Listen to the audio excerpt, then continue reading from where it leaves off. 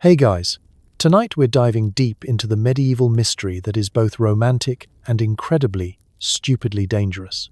The world of love potions. Yes, before there was Tinder, there was deadly homemade chemistry. Tonight's story will be equal parts Romeo and Juliet and Breaking Bad. But with more leeches, questionable mushrooms, and at least one goat that probably shouldn't be here. So before you settle in, take a moment to like and subscribe. But only if you actually enjoy what I do here. Leave a comment telling me where you are listening from and what time it is for you. Now, dim the lights, switch on a fan for that white noise, and get as comfortable as possible. But let's pause for a second. Have you ever wondered what desperate people did for love before they could just swipe right? Did they really believe a pinch of mandrake root could make you irresistible? How many medieval heartbreaks ended with suspiciously timed accidents involving mystery wine? Would you risk it all for a date, if that meant drinking something brewed in a cauldron that also doubled as the family's only bathroom? Would you trust your neighbor's herbal advice when her last experiment made the village priest see unicorns? And why did so many medieval doctors recommend a little bloodletting for unrequited love? Congratulations. You've just woken up in 1386. You're in a drafty cottage. There's a chicken on your pillow. And someone's whispering that the local apothecary has a potion that might finally get you noticed by the blacksmith's dreamy son if it doesn't kill you first. Let's set the scene. You're awkward, single, and living in a world without deodorant. The odds are already against you. Courtship in the Middle Ages was less about candlelit dinners and more about not tripping over livestock while reciting poetry you only half remembered. Your best hope for romance? Gifting your crush a love token, or, if you're feeling brave, a mysterious vial of guaranteed affection. There are no dating apps, no text messages, no chance of just bumping into each other at a hip cafe. You want to make a good impression, but your resources are limited to whatever you can stuff in a pocket or smuggle out of your family's pantry. Want to impress that special someone? Try not to look too lice-ridden and maybe lead with something practical, like a handful of nuts or a mildly impressive root vegetable. In this world, a single onion counts as a bouquet, and half a turnip is basically an engagement ring. Romance is less roses are red, violets are blue, and more my family didn't eat this yet, so it must be love. Of course, if you're a little more literary, you might try poetry. Medieval poetry, though, is not exactly Shakespeare. You remember about half of a love ballad heard at the last festival. So you mutter something about your beloved's eyes being as bright as the local pond, ignoring the fact that last week a pig drowned in it. Sincerity is what counts, though. And if your voice cracks mid-rhyme, well, that's just medieval authenticity. Sometimes you try singing outside their window at night, which is romantic until the geese wake up and start honking in support, turning your serenade into a farmyard chorus. Let's not forget gifts. A lock of your hair is traditional, though given medieval hair hygiene, it's a bit of a gamble. Some brave souls attempt to carve little wooden tokens, hearts, crosses, or, if you're artistically challenged, something that vaguely resembles a carrot. Anything handmade is valuable, especially if you survived the whittling without losing a finger. If you're lucky enough to live near a river, maybe you try to catch a particularly shiny fish. If that doesn't impress them, at least you can claim it's dinner. But perhaps you want to take things up a notch. That's where the guaranteed affection comes in. Homemade love potions or charm bags passed down through folklore and wishful thinking. You might ask the local wise woman for a little magical help. She gives you a mixture of herbs, flower petals, and, suspiciously, a chicken feather, and instructs you to sprinkle it on your beloved's doorstep. In your heart, you hope for undying affection. In reality, you're more likely to get a stern lecture from their mother about making a mess. Public displays of affection are rare, if not outright scandalous. Holding hands is a serious gesture, and catching your crush's eye at church could set off a month of gossip. The whole village seems to be involved in your love life. Cousins report your every move, neighbors peek through their shutters, and the village priest has opinions about everything. Privacy? Forget it. Your secret romance is headline news by sundown. And yet, against all odds, sometimes these awkward overtures work. Maybe your beloved is secretly impressed by your persistence or your willingness to barter a chicken for a smile. Maybe your muddy, poetic serenade is enough to win a heart. Especially if everyone else in the village is even worse at flirting than you are. Or maybe you just become friends, sharing stolen apples and long, whispered conversations by the fire while pretending not to notice each other's lice. In the end, medieval wooing is less about grand gestures and more about survival, shared suffering, and making each other laugh during the long, cold nights. You can keep your scented letters and candlelit dinners. Here, true love means sharing your last piece of bread and not mentioning the smell. You might not write history's greatest love poem, but if you can find someone who thinks you're charming despite the mud and the manure, you're already beating the odds. And if all else fails, well, there's always the next festival, the next poem, and the hope that maybe, just maybe, the next onion will be the one. Imagine you're staring into a bubbling cauldron, hoping for a miracle. Instead, you're holding a handful of dried toads, wildflowers, and a root that looks suspiciously like a tiny, screaming man.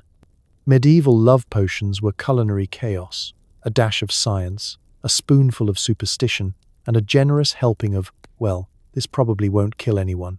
Let's be clear, no one was running medieval background checks on their potion ingredients. You're working from word-of-mouth recipes and whispered instructions from a woman who claims to talk to the herbs. Your kitchen is dark. Your only light is a flickering tallow candle. And the cat is giving you judgmental looks as you grind up something that smells like wet socks and broken dreams. For a base, you might have wine or ale. It's medieval, so wine is basically water you can trust. But everything else is a wild card. First up, mandrake root. You're told it inspires passion, but mostly it inspires fear. Mandrake looks like a tiny person, sometimes with arms and legs. And legend says if you pull it from the ground, it screams and curses you. Charming. Still, people toss mandrake shavings into the pot, hoping for an aphrodisiac effect. And, ideally, not a night spent hallucinating about talking sheep. Then there's nightshade, which sounds romantic until you realize it's also known as deadly. You only need a sprinkle, just enough to open the heart, and not enough to stop it. Henbane makes an appearance for the truly bold. Its leaves and seeds ground up to give the potion mystical power. In reality, it gives stomach cramps and a real chance at seeing your ancestors. But medieval people were nothing, if not optimistic. If you can't find any of the above, you make do with whatever's handy. Rose petals for sweetness and to hide the taste of toad, a splash of honey, and maybe a handful of violets or lavender for beauty. Some recipes call for animal parts, a pigeon's heart, frog legs, or the feather of a bird that once sang at midnight. The logic: if it's weird, it must work. Let's not forget the secret ingredients, the ones the apothecary whispers behind a cupped hand. Powdered pearls, because nothing says I love you like risking your teeth, or ground up unicorn horn, which is, spoiler, just a narwhal tusk some merchant sold at a markup. Sometimes, you're told to include human hair. Yes, that's right. Snip a lock from your beloved's comb, drop it in, and hope they never find out. If you're feeling especially dramatic, add a drop of your own blood. This is less scientific method and more last-ditch plea to fate. You stir your bubbling mixture, reciting the recommended verse or prayer, because it's not a potion unless you chant at it while standing on one leg. Timing matters too. Midnight on a full moon is best, because According to medieval logic, everything is more powerful when you're freezing in your nightgown and the cows are watching. The finished product? Thick, earthy, and suspiciously green. You strain it through a bit of old linen, preferably one that hasn't already seen too many plagues, and decant it into a bottle. Ideally one not previously used for lamp oil. Now comes the real gamble, serving it. Tradition says you hide it in wine, bread, or soup. Ideally, your target is too distracted to notice the odd taste or sudden urge to nap. It's easy to laugh. But for medieval people, these mixtures represented hope. Desperate hope, sometimes, and occasionally a mild disregard for self-preservation. A love potion might be the only shot at happiness for a farmer's daughter or a lonely widow, even if it carried the risk of accidental poisoning. It was culinary roulette. Equal parts faith, fear, and the faint whiff of something that probably wasn't meant for human consumption. So next time you see an ingredient list with more vowels than consonants and a warning about side effects, may include hallucinations and existential dread, remember. In the Middle Ages, that was just Tuesday night. Modern romance has nothing on medieval kitchen chemistry, and frankly, your odds of survival are much better when chocolate is the main ingredient. Ever wonder why so many love potions end up as murder weapons? Mandrake root could make you fall in love, or, more likely, make you hallucinate, faint, or collapse in the town square. Toss in some belladonna, and suddenly your love life involves violent vomiting and a priest with holy water. The truth is, the medieval approach to romance was a lot like playing Russian roulette with garden weeds. Forget the gentle herbal teas and rose-petal baths you see in period dramas. Love potions in the Middle Ages were often brewed from the most dangerous plants in nature's cupboard. If it looked weird, smelled weird, or had a skull and crossbones vibe, some medieval herbalist was ready to grind it up and call it a love charm. Let's start with mandrake. The legend goes that mandrake roots scream when you pull them out of the earth. In reality, what they lack in decibels they make up for in hallucinogenic chemicals. Medieval potion makers loved mandrake because it was rare, creepy, and shaped vaguely like a little person, ideal for inspiring both romance and terror. In small doses, mandrake could act as a sedative, but those lines were blurry at best.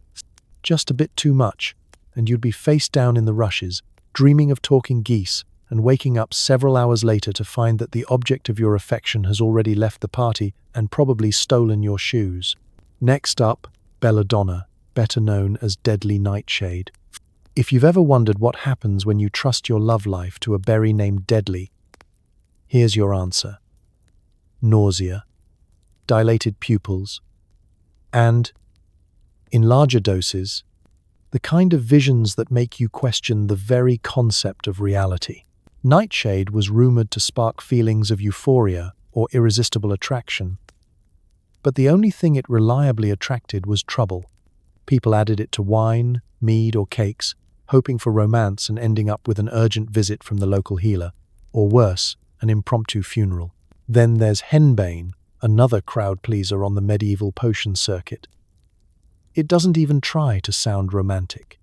Henbane is the stuff of nightmares. Twitching, confusion, and in extreme cases, a full-on magical journey to the afterlife. And yet, it pops up in countless potion recipes, because somewhere along the line, someone decided that a little danger was good for the heart. Henbane tea? Great way to spice up a dull evening, provided you wanted that evening to end with you howling at the moon. And let's not forget about aconite, also known as wolfsbane, which, if nothing else, at least sounds cool. Wolfsbane was used to banish hesitation and stir the blood, which is medieval code for may cause numbness, paralysis, or sudden existential dread. Just imagine the first date conversation. Yes, I made this for you. Don't mind the tingling sensation or the sudden urge to recite your last rites. What all these plants had in common, aside from being absolutely terrifying, is that their effects were wildly unpredictable. Medieval apothecaries didn't exactly have measuring spoons. A pinch of this, a scrap of that, dose it wrong, and your date night goes from awkward to apocalyptic before dessert is even served. Add to that the fact that everybody reacts differently, and you've got a romantic experiment with a 50-50 chance of ending in passionate embrace or the medieval equivalent of a hospital visit, which, let's be honest, was usually just a bucket and a prayer. Of course, if you were really unlucky, someone might mix all of these together in a single powerful concoction just to cover all the bases. Throw in a few harmless herbs for taste, like rosemary, thyme, or mint so it doesn't smell like a wizard's compost pile, and hope that your beloved doesn't notice the suspicious aftertaste. In the end, these killer ingredients say more about medieval desperation than medieval science. People genuinely risked their lives for love, armed with a handful of lethal weeds and a recipe copied from the neighbor's cousin's uncle, who once read it on a monastery wall. Did it work? Sometimes. But more often, it left a trail of dramatic stories, mysterious illnesses, and at least one family convinced their daughter was now married to the local priest purely because he knew how to perform last rites on short notice. If there's a lesson here, it's that romance in the Middle Ages was a high-stakes game, and the real secret ingredient was hope, with a generous side of "please don't let this be my last meal." Let's talk shopping. In the medieval world, the pharmacy was less CVS and more Hogwarts gone wrong. You'd walk in, ask for something to make him love me, and leave with a bundle of herbs that, legally, should have come with a will and testament form attached. Picture yourself pushing open the heavy wooden door to the local apothecary, where the air smells like dust, old cheese, and hope. The shelves are lined with jars containing everything from dried lizards to mysterious powders, with names like Bishop's Secret or Widow's Comfort. There's a cat sleeping on a bale of sage, a raven glaring at you from the rafters, and somewhere in the back, the apothecary himself is muttering about someone stealing his last clean mortar and pestle. Welcome to the epicenter of medieval self-improvement. You don't need a prescription, just a convincing story, and maybe a little extra coin slipped across the counter. "A love potion, please," you whisper, glancing around to make sure nobody you know is lurking nearby. This is technically frowned upon by the church, so discretion is key. The apothecary raises an eyebrow, as if to say, "Ah, another Tuesday," and begins rummaging through shelves with the seriousness of a man preparing for battle. This is not a quick in-and-out trip. You'll wait while he assembles your romantic remedy, a pinch of this, a handful of that, and a splash of something that smells like turpentine and regrets. You're shown a dried root shaped vaguely like a duck, a vial of liquid, the color of sadness, and what looks suspiciously like a single lizard leg. Very effective, he assures you, though you're pretty sure he says that about everything, including his homemade foot balm. Buying love potions isn't exactly private, either. The village gossip might be lurking 2 shelves down, pretending to inspect the rosewater while eavesdropping on your desperate shopping list. You ask for something subtle, but the apothecary throws in a bag of ground beetles just in case. Apparently nothing says romance, like the secret crunch of insect powder. Now, if you were hoping for any sort of scientific process, abandon hope, all ye who enter. The apothecary's methodology is part folk wisdom, part wishful thinking, and part "let's see what happens if I mix these two." He might recite an incantation over your ingredients, tie your bundle with red string for luck, and wink as he says, "best taken on a full moon or a Thursday." Hard to say, really. You don't argue, after all. He's the closest thing you have to an expert. And just to spice things up, you might not be the only person in line looking for romance. Someone ahead of you is buying dried nettle for an entirely different kind of itch. And the next customer is a nervous young man with a pouch of coins and a hopeful gleam in his eye, clearly looking to upgrade his odds at the May Day festival. The place is a crossroads for every medieval dreamer, schemer, and hypochondriac within a 10-mile radius. When your love potion is finally ready, it's handed over with instructions that are either extremely precise, 3 drops in her wine, stir counterclockwise, whisper her name, or completely unhelpful, just don't let the priest see you with it. You try not to think about what happened to the last person who asked for a similar potion.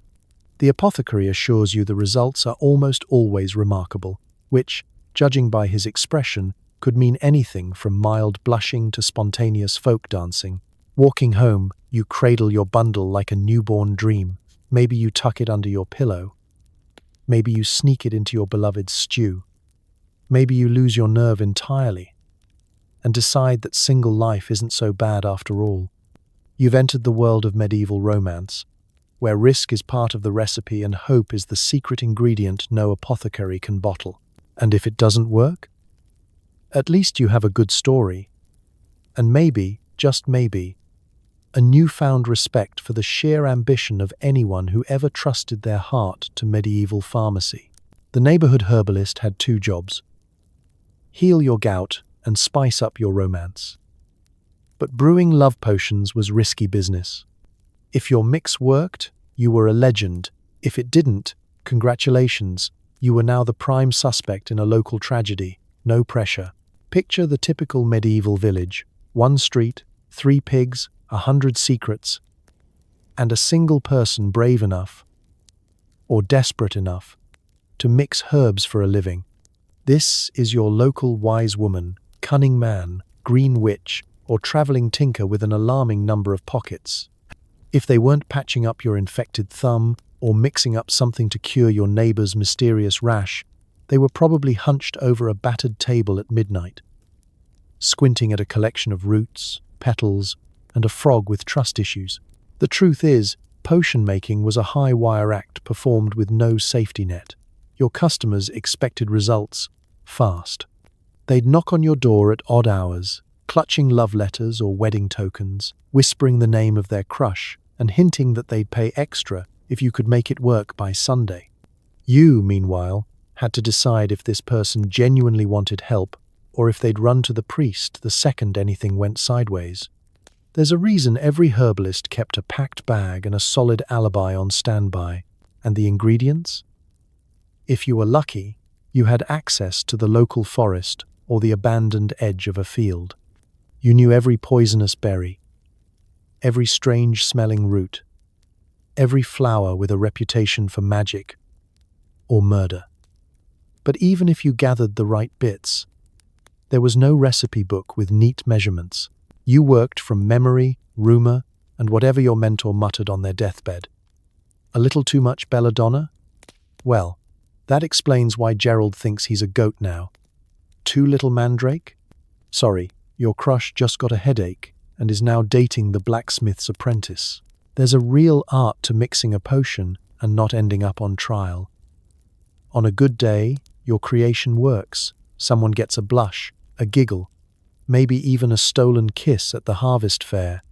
On a bad day, you're dodging accusations of witchcraft, poisoning, or inviting the devil into Margaret's soup. Every successful love match was a feather in your cap. Every failure, a potential ticket to the stocks. And in a place where every misfortune was blamed on someone with too many herbs in their kitchen, you learned quickly to keep your successes quiet and your failures even quieter. Of course, there were the glory days. The time your potion helped the innkeeper's daughter finally catch the eye of that traveling lute player. People whispered your name like a spell. "She knows how to fix a broken heart," they'd say, if you bring her a silver coin and promise to never ask what's in the bottle. But as fast as you could rise to village legend, you could fall. One broken engagement, one mysterious rash, one unlucky stomach cramp, and suddenly you're less Cupid, more public enemy. You learned to be discreet. Maybe you hid your herbs in bread baskets, or stored your special blends behind a row of harmless-looking onions. You cultivated plausible deniability. Me? Oh no, that wasn't a love potion, just a simple tonic for nerves. If he fell in love right after, well, perhaps it was fate, or possibly the beer. In truth, being the local potion maker meant living in a constant state of anxiety, pride, and low-grade panic. You were respected, feared, envied, and occasionally pelted with turnips. Your best friend was your garden, your worst enemy was a slow news day, and your greatest hope was that no one noticed how much you sweated when someone mentioned suspicious symptoms. So the next time you think your job is stressful, imagine balancing the expectations of an entire village with a sack of unpredictable roots, a head full of old rhymes, and the ever-present risk of being blamed for every romantic disaster. The neighborhood herbalist was the medieval answer to the modern relationship coach, except the stakes were a lot higher and the reviews a lot more public. If you pulled it off, you were a legend. If not, well, at least you always had a fast escape route planned. Being a healer was already a tough gig. Add love potions to your repertoire, and you were one whisper away from a witch trial. Medieval villagers loved a miracle cure until someone grew a second nose. Let's start with the basics. In the Middle Ages, medicine was a loosely defined art form that lived somewhere between faith, guesswork, and garden maintenance. Healers were the essential life support for every village, but their methods would make a modern doctor faint. You had your regular jobs, treating fevers, setting bones, plucking lice, and occasionally pulling out a rotten tooth with something that looked suspiciously like a pair of blacksmith's tongs. But love potions? Those were the real high-wire act. A successful romance meant villagers lined up at your door. But one bad rash, and suddenly you're explaining to the priest why Margaret now meows at the moon. Herbalists and cunning folk walked a razor-thin line between respected medical expert and suspected sorcerer. Your toolkit included dried herbs, weird-smelling poultices, leeches, and whatever you could dig up in the woods. If you were lucky, you learned your trade from someone who lived long enough to pass it down. If not, you improvised. Every healer had at least one special recipe for heartbreak, a blend of mint, honey, and whatever root looked like it had a sense of humor. But let's be real. Nobody in the Middle Ages actually knew how the human body worked. Illness was blamed on bad humors, curses, or the sudden disapproval of local saints. A healer's best weapon was confidence and a bit of Latin. If you could recite a prayer, stir a potion, and look slightly mysterious, you were in business. Unfortunately, every miracle cure raised suspicions. Did your neighbor's cough clear up after your herbal tea? Witch, did someone's rash vanish overnight after you sprinkled them with blessed water? Witch, did you once look at the mayor's wife and she tripped over a goose? Witch, it didn't help that most medical treatments were, at best, unregulated science experiments. Want to cure a headache? Tie a frog to your forehead. Suffering from lovesickness? Eat a roasted mouse, yes, seriously, followed by a cold bath and a long prayer. A good healer knew all the traditional remedies, but the line between medicine and magic was as thin as the village's patience. When you handed out a love potion, you were basically advertising yourself as both matchmaker and future defendant. Things got even riskier when it came to matters of the heart.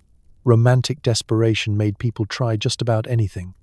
Some villagers swore by spells written backwards in candle smoke, while others preferred sympathetic magic.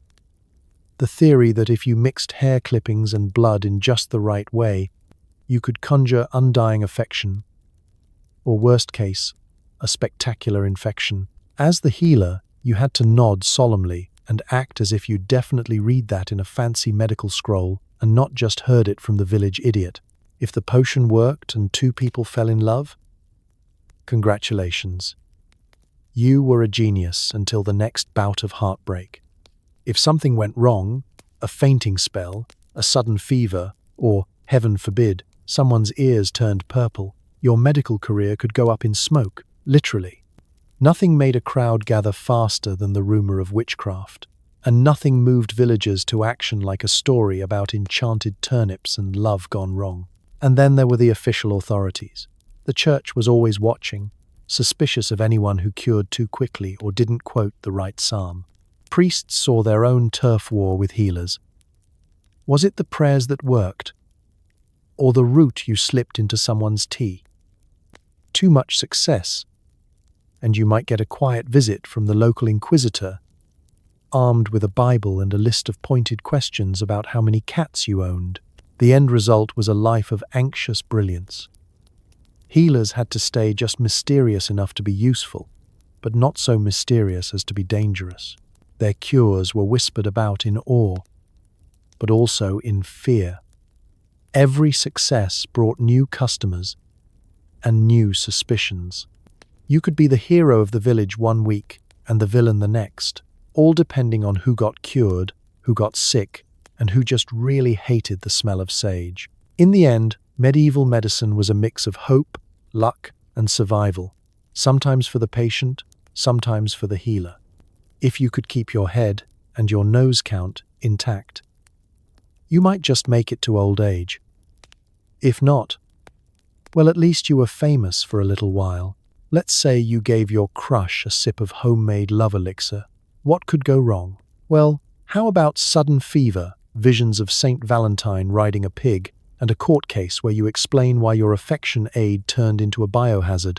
You had the best of intentions, maybe a dash of wild hope, maybe a nudge from your best friend after a bad night at the harvest festival. You followed the directions exactly as you heard them from the village herbalist. Or maybe as you misheard them through the door while eavesdropping. You gathered all the proper ingredients: mandrake for passion, rose petals for charm, a drop of wine to cover up the taste of regret. You waited until midnight, chanted a rhyme you mostly made up, and added a splash of water from the stream, the same one downstream from the cow pasture. Details, details. Next morning, you present your potion with a shaky smile and watch as your beloved bravely gulps it down. That's when the real medieval fun begins. Within the hour, your target's cheeks flush, their eyes cross, and they start reciting prayers backward. There's some confusion, a few hallucinations, and maybe a deeply unsettling love poem dedicated to a nearby goat. For a fleeting moment, you wonder if you've invented something more exciting than romance. Medieval performance art. But soon the town healer is summoned, followed closely by your beloved's mother, the local priest, and the village busybody who never misses an emergency. What started as a secret crush quickly becomes the plot of a community play, except now everyone's worried about dangerous magic, and you're at the center of it, clutching your empty bottle and trying not to look guilty. If you're lucky, the symptoms wear off after a short but memorable episode of fevered singing and spontaneous tap dancing. If you're not so lucky, you're accused of witchcraft, poisoning, or attempting to upset the natural order of courtship. Medieval justice is a spectator sport. Your neighbors vote with their eyebrows, and the local bailiff wants to know exactly why you thought a love potion was a good idea in the first place. Of course, you try to explain, "I just wanted them to like me." It doesn't hold up well when the accused is currently seeing double and trying to marry a tree. You end up describing your recipe in excruciating detail. The judge listens, nods, and makes notes on a scroll, all while glancing nervously at the part where you mention just a pinch of nightshade. Someone from the crowd remembers their uncle's cousin had a similar potion once, and now he thinks he's a duck. The evidence mounts. To clear your name, you might be asked to recreate the potion in public. The village gathers. The air is tense with excitement and a little bit of schadenfreude. You try your best to follow your original method, but suddenly you can't remember if it was one route or two, and someone shouts, "Don't forget the frog this time." When your demo potion fizzles out without any dramatic results, everyone is both relieved and disappointed. No new couples, but at least no fresh hallucinations or livestock weddings. Medieval trials were never just about justice. They were about spectacle, gossip, and the occasional opportunity to throw cabbages at someone. Even if you're cleared of wrongdoing, your social life is ruined for a while. Everyone's polite, but no one lets you pour the wine at dinner, and the town's eligible singles keep a respectful distance. The only upside? You're famous for something, and if your potion story is particularly entertaining, you might even be the subject of a few folk songs. Over time, most potion-gone-wrong tales fade into village legend. People laugh about the time Margaret thought she was in love with a chicken, or when Harold declared his undying passion for the millstone. Eventually, someone else tries their luck, and the cycle begins again. A reminder that in the Middle Ages, romance was never simple. Science was mostly guesswork, and nothing spiced up a dull season like a scandalous dose of experimental affection. So next time you think modern dating is risky, just remember, at least you won't end up in the stocks, because your smoothie gave someone prophetic dreams about barn animals. In the world of medieval love, every potion was a gamble, every crush was a risk, and every mishap was a story worth repeating, preferably after everyone had sobered up. If you thought peasants cornered the market on dubious romance, think again. Rich nobles paid a fortune for imported aphrodisiacs and exotic powders. The result? Extraordinarily expensive stomachiches and the occasional royal scandal. Let's set the scene. You're not a mud-spattered peasant anymore. You're a baron or lady in a castle with tapestries, more forks than you know what to do with, and a marriage arranged when you were 7 years old. Your heart's desires are less about love and more about alliances, dowries, and the hope that your new spouse doesn't snore like a dying ox. Still, even among the silk and gold, romantic desperation thrives. And when you've got money, desperation goes straight to the apothecary, clutching a heavy purse and whispering, "I'll take the good stuff." Noble love potions weren't just weeds plucked from a ditch. They were the medieval version of high-end luxury goods. Spices from the East, mysterious roots from the Mediterranean, and powdered minerals from far-off lands. If it cost a fortune, it had to work, right? You'd send your servant to Venice to procure a phial of Oriental elixir, or call upon a local alchemist for something guaranteed to stir the passions. Saffron, cinnamon, ginger, nutmeg, and even gold dust found their way into these concoctions. Forget about health and safety. If it glimmered or burned the tongue, it made the cut. The logic was simple. If a little local herb can spark romance, then surely a shipment of elephant root from India or powdered ambergris from a shipwrecked whale would unlock a world of desire. Never mind that no one in Europe had ever seen an elephant root, or that ambergris smells like an existential crisis at low tide. The more bizarre, rare, and costly the ingredient, the more effective it was believed to be. It was love by way of conspicuous consumption, a chance to show off your wealth and your devotion in one reckless gulp. And let's talk presentation. These weren't just potions, they were gifts fit for a royal drama. Love tokens would arrive wrapped in silk, presented with a sonnet, or hidden inside a jeweled goblet at the feast. A well-to-do noble might commission a gold-plated vial with a carved ruby stopper, because nothing says romantic gesture like sipping something that could buy a small farm. Some even threw banquets where every course was laced with invigorating substances, just to ensure that everyone in the room left feeling either very amorous, very sick, or, occasionally, both at once. But money couldn't buy safety. If you're thinking the high-end love potions worked any better than the peasant versions, let's just say medieval royalty spent an alarming amount of time running to the garderobe. Stomachs rebelled, heads spun, some aphrodisiacs caused spectacular allergic reactions, resulting in hasty, red-faced exits from court dances and awkward medical consultations behind velvet curtains. If a prince or duchess disappeared for an afternoon, you could bet they'd either met their secret lover or their potion was staging a coup from the inside. And then there were the scandals. The right potion in the wrong goblet and suddenly the king is serenading the bishop's wife, or the queen is writing poetry to the gardener. Rumors flew faster than falcons. The court's favorite pastime was dissecting who had been poisoned by passion and who was just caught up in their own wishful thinking. Love potions could spark secret affairs, public humiliations, and even accusations of sorcery. After all, if a powerful lord fell head over heels for a visiting merchant's daughter, surely it couldn't be true affection. It must be the work of magic, or at least suspicious soup. And let's not forget the unlucky apothecaries and alchemists who provided these services. A failed noble romance could be career-ending, or literally ending. If a potion worked too well, you were accused of meddling in royal bloodlines. If it didn't, you risked the wrath of a scorned duchess with a private dungeon and a long memory. The safest route was always plausible deniability.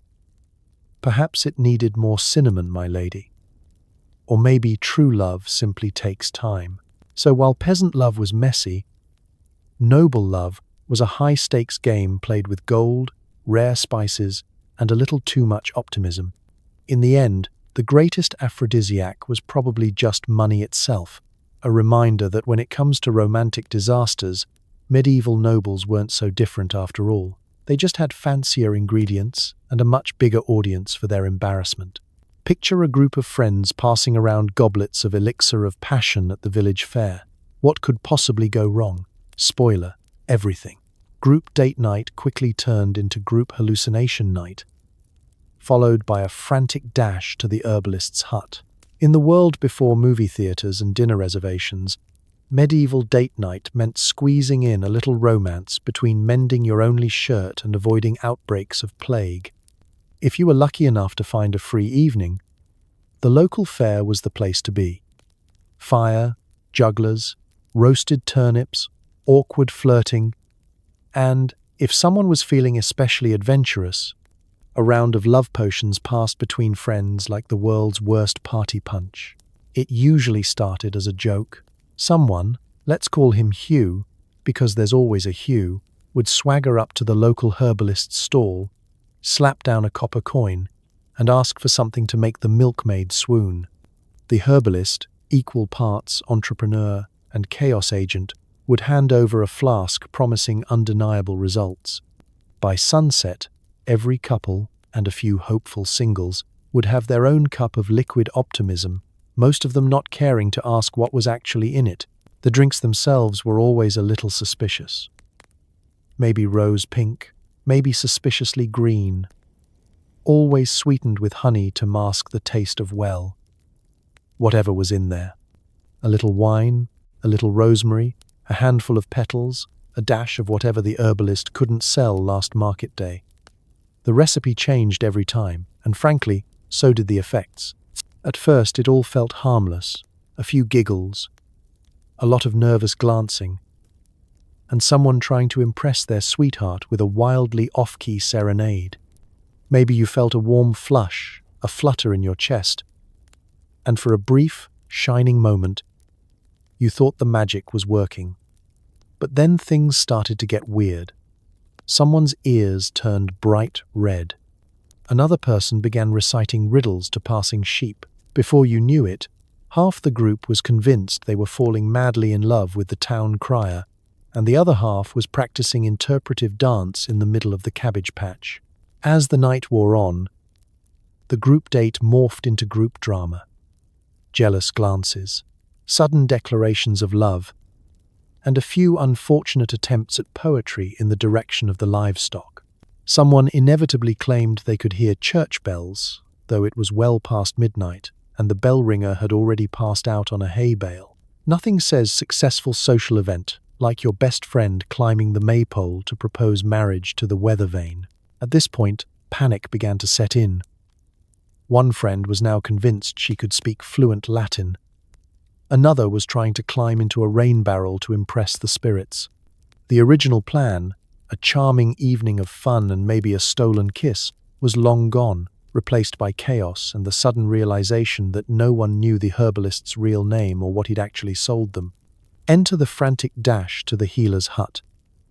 Because nothing brings a community together quite like shared romantic distress and mild poisoning. The healer, used to this sort of thing, would sigh, line everyone up, and hand out strong herbal teas and even stronger lectures.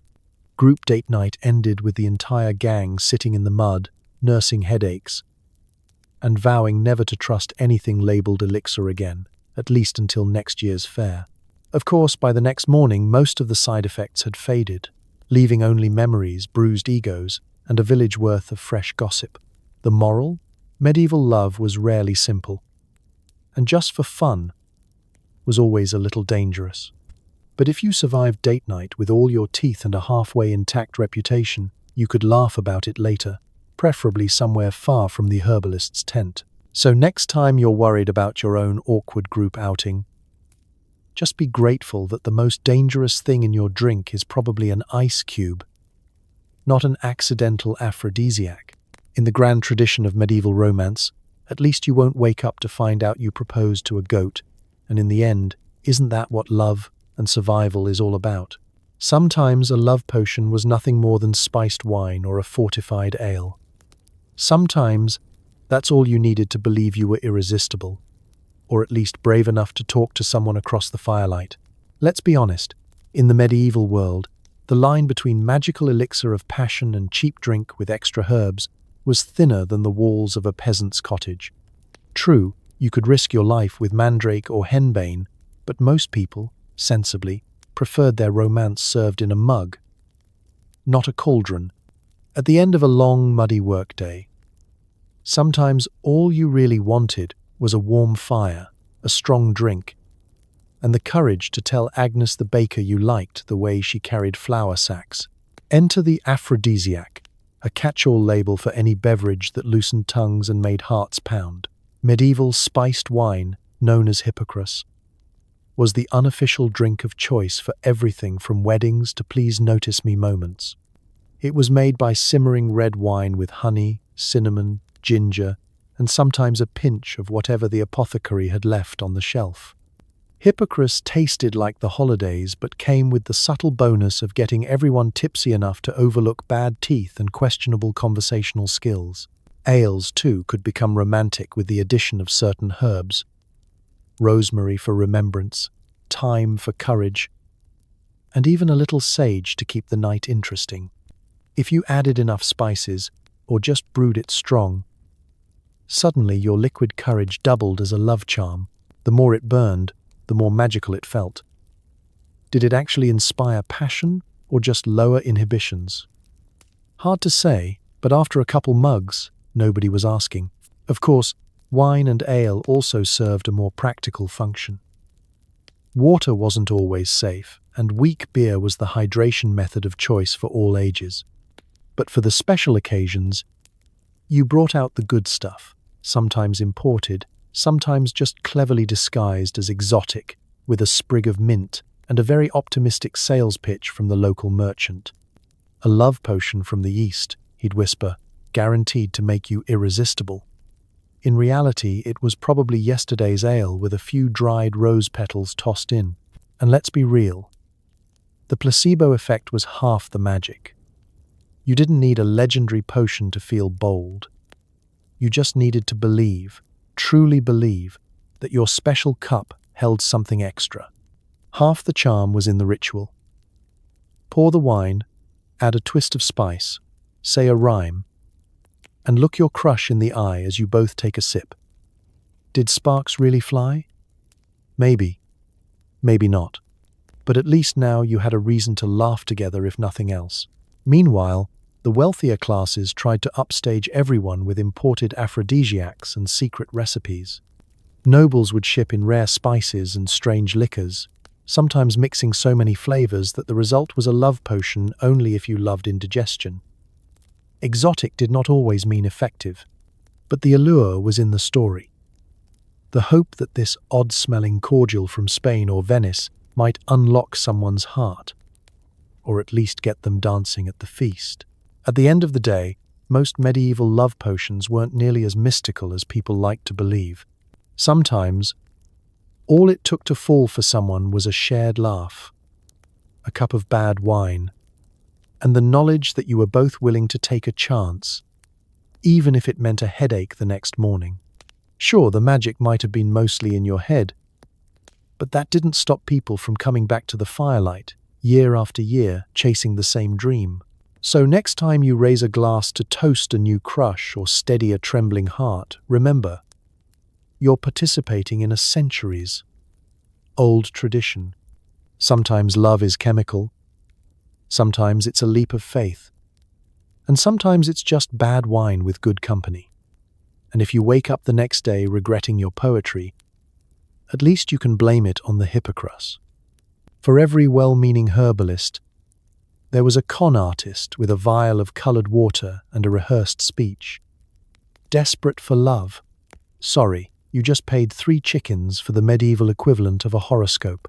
You'd think, with all the risk and superstition swirling around medieval love potions, people might hesitate to hand over their hard-earned produce to the next traveling salesman with a feathered cap and a knowing wink.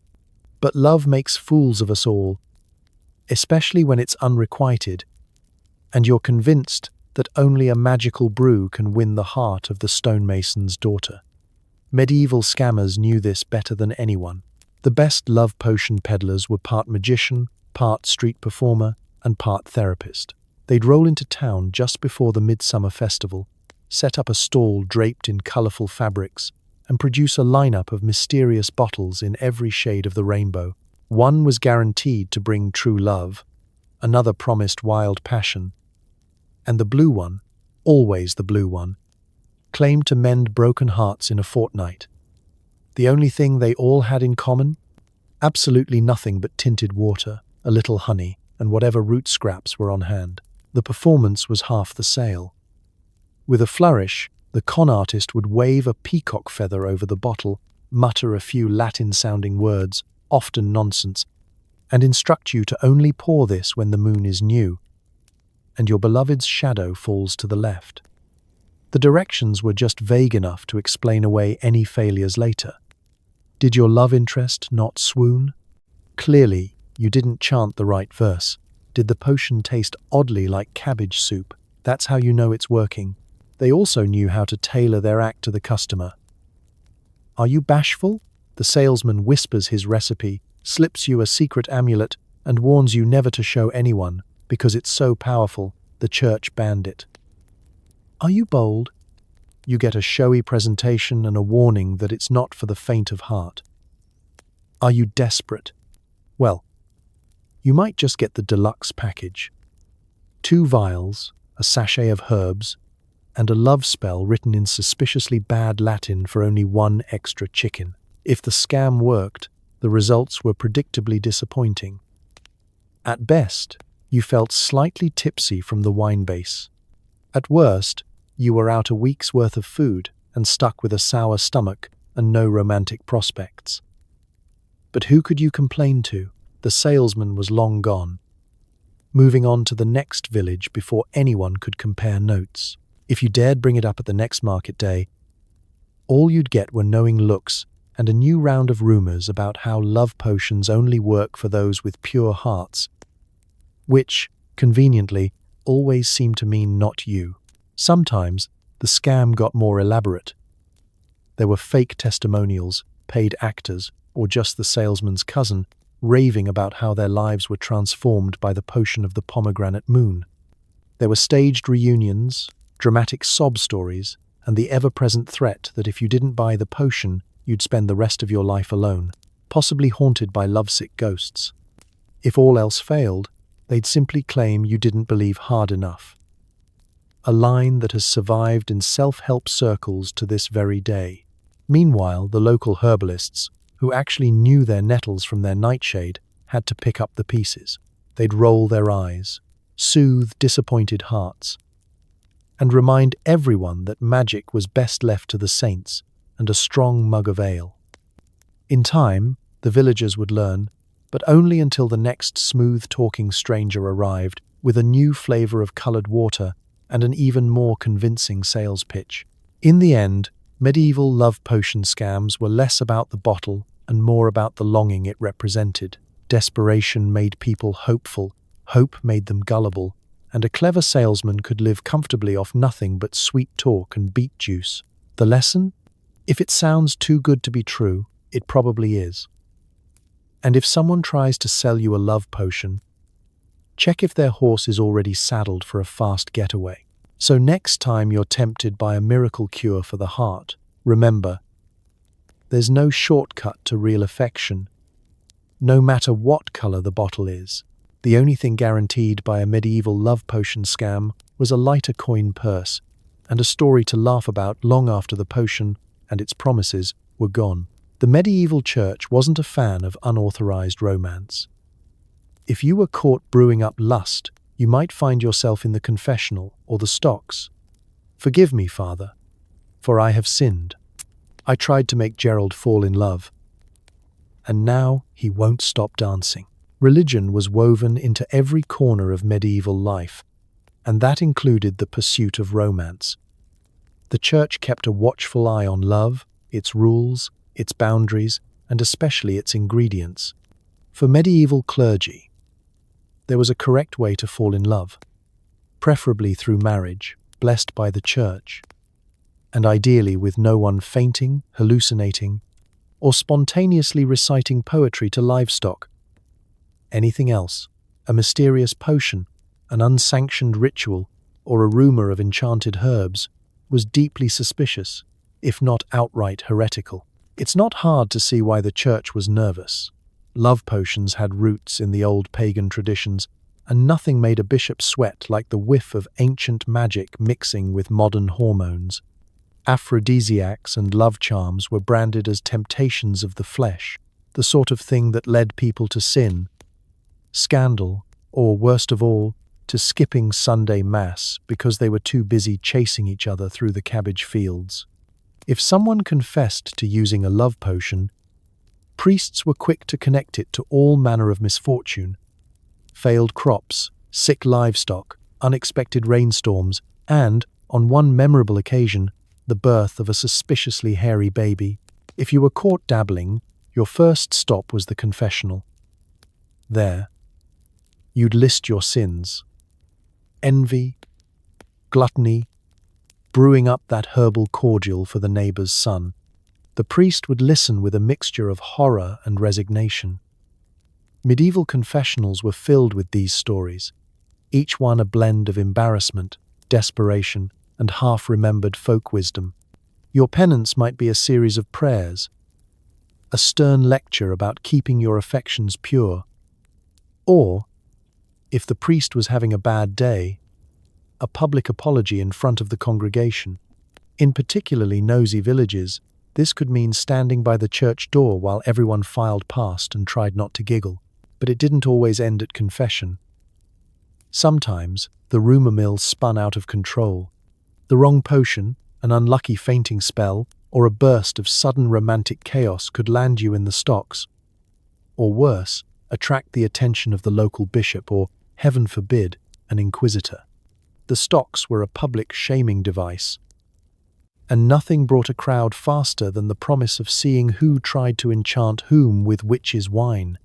You'd stand there, red-faced, while children threw bread crusts and neighbors speculated about which herbs you'd used. The more creative the story, the better. Meanwhile, church authorities didn't just police the laity, they also watched the healers, midwives, and herbalists. A wise woman caught distributing love elixirs might be labeled a witch or sorceress.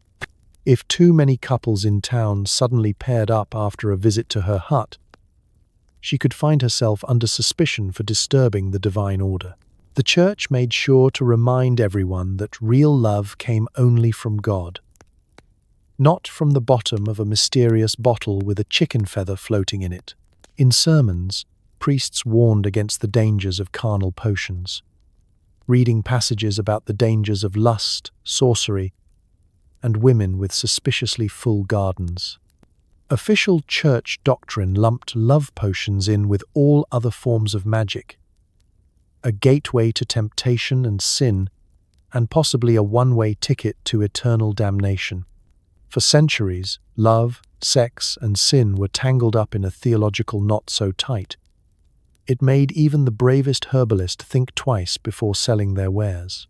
And yet, despite the threats, the sermons, and the occasional enthusiastic exorcism, people kept chasing love wherever they could find it, including in a cup of homemade potion.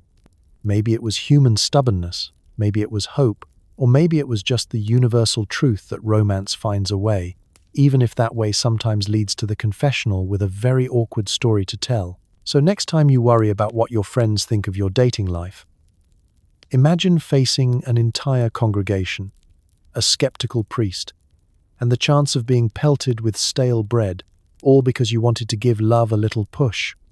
In the medieval world, the church may have tried to gatekeep romance, But people's hearts and their questionable herbal experiments always manage to sneak through. Suppose your concoction didn't kill anyone. Suppose it actually worked. Now you're stuck with an overly enthusiastic suitor who writes poetry on your barn and names his cow after you. There's no off switch for medieval infatuation. It's the medieval equivalent of accidentally clicking send all on a love letter. What started as a private experiment in passion is now a public spectacle. Your crush, once charmingly shy, has been transformed into a romance tornado. He's leaving wildflowers on your doorstep, reciting heartfelt declarations under your window at dawn, and carving your initials into the side of the communal well. Congratulations, you've unleashed the beast. You wanted affection, you got a full-fledged fan club. At first, the attention is flattering. Who doesn't want to be serenaded? Who doesn't like to see their name scrawled in chalk across the church steps? Or hear their virtues praised in an original, if slightly out of tune, ballad performed in front of the pigsty? Your friends are jealous. Your parents are confused. Even the village priest raises an eyebrow and asks if you're planning a wedding or founding a new cult. But then, things get complicated. Your admirer has gone from sweet to smothering. He follows you to market, inventing reasons to carry your basket. He writes love notes in Latin, which he doesn't actually speak, resulting in passionate but mysterious messages about fish, clouds, and the occasional turnip. At the spring festival, he presents you with a token of devotion, a goose wearing a flower crown and a suspiciously eager expression. The villagers start to notice.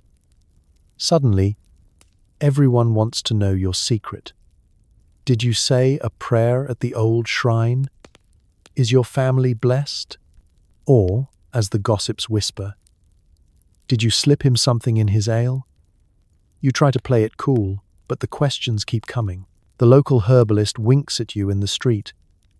Your best friend wants your recipe just in case.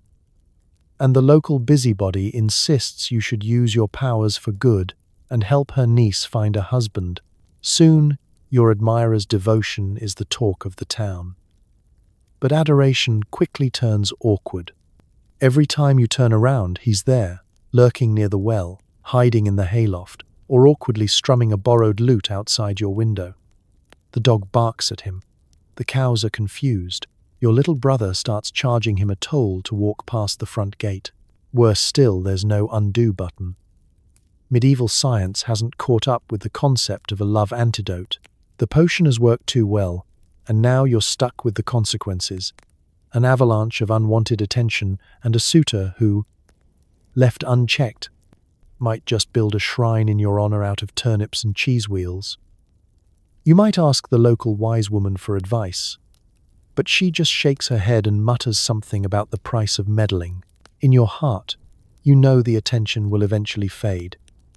Maybe your admirer will fall in love with someone else's bread recipe, or his affections will drift with the next village fair. Until then, you have to survive his devotion and the side effects. You're showered with homemade gifts, slightly misshapen pies, mismatched mittens, and at least 3 slightly bewildered chickens. Your garden is suddenly full of symbolic rocks, and your house smells permanently of wild garlic. By week 3, you're considering drastic measures.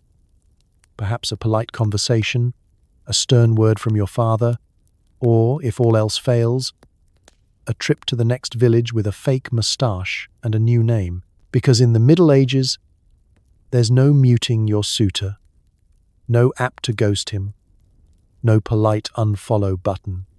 You're stuck riding out the passion storm until something, or someone, else catches his eye. In the end, you learn the hard way that medieval love potions don't come with instructions for the aftermath. Sometimes, the real magic is in knowing when to say enough is enough. And if all else fails, at least you're the star of the latest village legend, a living reminder to be careful what you wish for, and even more careful about what you serve at the next feast. Love potions had a habit of causing more drama than they solved. Maybe your target falls in love with the neighbor, Maybe they develop a rash, shaped like Saint Valentine. Medieval medicine was never boring, let's face it. When your idea of romance involves root shavings and a mystery vial from someone called Agnes the Uncannily Accurate, things are bound to get weird. Maybe you were hoping for fireworks, or at least a modest spark of interest. Instead, you end up hosting a village-wide disaster, equal parts awkward soap opera and medical emergency. The most common side effect? The classic misfire. You slip a little potion into your beloved's cider, only to watch in horror as he starts reciting love poetry to the neighbor's wife. Or, in one infamous case, to the neighbor's goat. The potion's magic can be strangely indiscriminate, latching onto the first thing the drinker sees after taking a sip. Congratulations! You've accidentally jump-started the region's most confusing love triangle, or quadrangle. Or, if livestock are involved, something too complicated to chart. Next, there are the physical side effects. Medieval medicine had all the precision of throwing a sack of turnips at a barn door and hoping you hit the latch. One batch might cause a charming blush and a tendency to giggle. The next might have your crush break out in hives, shaped suspiciously like religious icons. The local healer is baffled, the village priest is alarmed, and your intended love interest is now the most popular sideshow at the next festival. People come from miles around to see the miraculous rash of Saint Valentine. Suddenly, your secret potion is less a recipe for romance and more a career-launching opportunity for the neighborhood gossip. The drama doesn't stop there. Ever the optimists, medieval villagers rarely blamed themselves when things went sideways. If a love potion failed, it was obviously the wrong phase of the moon. Or, as the unlucky recipient's mother will claim loudly at market, evil spirits at work. You could try to defend yourself, but you'd be drowned out by a chorus of superstitions and one elderly aunt who insists the cure is to roll in nettles at sunrise. Meanwhile, the target of your affection might suffer some emotional volatility. Maybe he's struck with sudden courage and proposes to 3 people in a single evening. Maybe she decides, with total certainty, to join a nunnery, swearing off men, women, and questionable beverages forever. There's no telling where the effects begin and end. The only certainty is that everyone will have a strong opinion about it, and most of them will involve a suspicious eye cast in your direction. And then, of course, there's outright poisoning. Many of the most potent love potions were just recipes for gastrointestinal disaster. If you got your ingredients wrong, or if you listened to that one herbalist who's never had a long-term customer, the potion might cause fevers, vomiting, wild hallucinations, or just a really bad case of the runs. Your date night quickly becomes an emergency call for the healer, followed by an awkward explanation to the priest, the constable, and, eventually, the entire village. All of this chaos made the medieval love potion business an ongoing game of plausible deniability. No one wanted to admit they'd tried to nudge fate with a drink, but everyone had a cousin with a story. It was the potion, I swear. One minute he loved me, the next he was singing to a chicken and claiming to be Charlemagne. Some people even leaned into their new reputations. If you can't find true love, you might as well become famous for your spectacular misfortune. In the end, the unintended side effects were as legendary as the potions themselves. Whether you wound up with a lovesick neighbor, a rash that made you a minor celebrity, or just an embarrassing new nickname, you learned to approach medieval romance with caution and maybe a bottle of plain old wine as backup. Because sometimes, love is less about magic and more about surviving the fallout. Let's not sugarcoat it. Sometimes, a love potion was really just a convenient cover for something much darker. If a romance went sideways, it wasn't always an accident. Medieval courts spent a lot of time investigating suspicious cordial consumption. Love and death have always been close companions in history's drama, but in the Middle Ages, they often shared a recipe. Sure, most villagers just wanted to win a heart or spice up a marriage, but a select few saw a much more sinister opportunity in the bubbling cauldrons and secret brews of their local apothecary. If your love life soured, why not sweeten your prospects with a dose of something that just happened to be lethal? Medieval law was already obsessed with poisoning, so much so that poisoner was an official criminal category. The church preached against it, kings made it a capital offense, and entire towns whispered stories about unfortunate lords who dropped dead after sipping from the wrong goblet at a feast. And yet, cases kept happening. Sometimes the victim was a love rival, sometimes a spouse who had become inconvenient. Occasionally, the potion wasn't meant to kill, but to sedate or weaken. Unfortunately, medieval chemistry being what it was, the difference between sleep for a bit and sleep forever could be as little as one pinch too much. The investigation always began the same way: a sudden illness, a suspicious death, and a court full of rumors. Witnesses remembered odd behavior, a quarrel in the marketplace, a gift of homemade cordial, a cup of wine that tasted strange. The local healer was called to examine the unfortunate soul, usually with little more than a sniff and a prayer, and pronounce that something unnatural had occurred. Enter the local magistrate, who immediately suspected foul play. After all, people didn't just drop dead, except for all the times they did, because medieval food hygiene was truly abysmal. If love was in the mix, things got messy fast. Spurned lovers, jealous rivals, and suspicious spouses were all dragged in for questioning. Did you make a potion? Did you receive a suspicious bottle? Has your bread ever tasted unusually earthy? These were the burning questions of the age. And if you were a healer or apothecary, you'd better have an airtight story, because the line between respected professional and criminal mastermind was thinner than the average medieval soup. Sometimes, it was all a tragic accident. Someone brewed a love charm with a little too much belladonna or nightshade, and found themselves suddenly single permanently. Other times, the potion was just a cover for more traditional methods: a handful of moldy bread, an unlucky mushroom, or the occasional bad batch of wine, explained away as a failed attempt at romance. In a world without forensics, suspicion was as good as proof. If the community believed you had a motive, your fate was pretty much sealed. The punishments were dramatic and public, meant to send a message to anyone else with ideas about spicing up their marriage via suspicious means. At best, you might find yourself in the stocks or publicly shamed. At worst, you could be hanged, drowned, or burned, all while the village watched and whispered. Your neighbors, who just last week were asking for recipes for springtime affection, now crossed themselves and avoided your shadow. Of course, all this did nothing to stop the trade in love potions and their darker cousins. If anything, it made them more desirable and more dangerous. Lovers whispered in the shadows, desperate and determined. Healers covered their tracks, inventing new recipes and better alibis.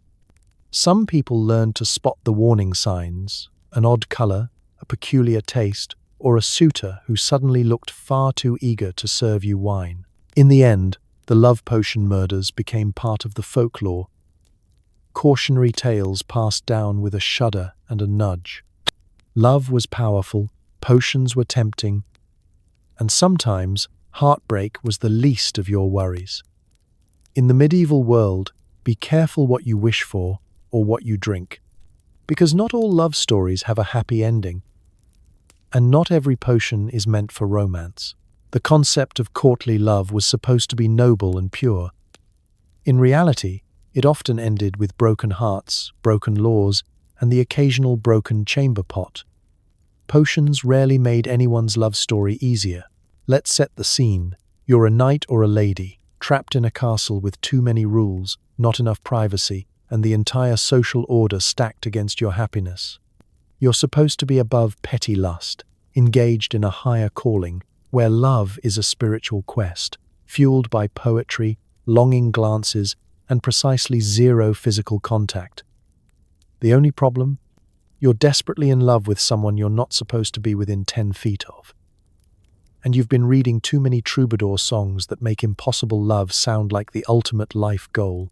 Enter the world of courtly love, where everyone writes sonnets, nobody is honest about their feelings, and half the time you're just trying not to faint from wearing too many layers. It was a game played by nobles and royalty, a way to flirt with danger while pretending to uphold the highest ideals of virtue. Ladies tied favors to knights' lances. Knights swore eternal devotion. And everyone pretended not to notice when these secret romances went predictably off the rails. Of course, love potions made things even more complicated. Maybe your lady friend slipped you a token to inspire your courage before the tournament. Or maybe it was something a bit stronger, smuggled from the castle apothecary with a wink and a promise. The trouble with using magical shortcuts is that they're notoriously unpredictable. Instead of falling for the Duchess, you end up serenading the cook. Instead of courage, you're overwhelmed by stomach cramps and the sudden urge to confess your feelings to the family goat. Because despite all the poetry, the reality of courtly love was full of logistical nightmares. Most noble marriages were arranged for politics, not passion. So if you actually liked someone, you had to communicate in code, passing notes, embroidering cryptic symbols, or writing anonymous songs that everyone in the castle could probably decipher anyway.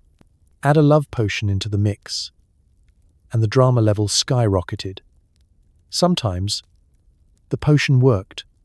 Your target was overcome with emotion. Sometimes it worked a little too well, and the resulting declarations of love landed everyone in front of the lord of the manor, or worse, in the middle of a duel. Courtly love was meant to be secret, which is to say, everyone was gossiping about it within hours. One misplaced letter, and suddenly the entire court is buzzing with speculation. Did you see the way Sir Geoffrey looked at Lady Edith? Must be the potion from Lady Marjorie's cousin in Poitiers. If you're caught, you risk scandal, banishment, or a very stern talking to from a priest with suspiciously detailed knowledge of who's been slipping what into whose goblet. Even when things didn't end in disaster, they rarely ended well. The noble code demanded suffering, endless longing, poetic sighs, tragic endings. If a relationship somehow managed to succeed, it was almost considered a failure, since it was no longer inspiring any new poems.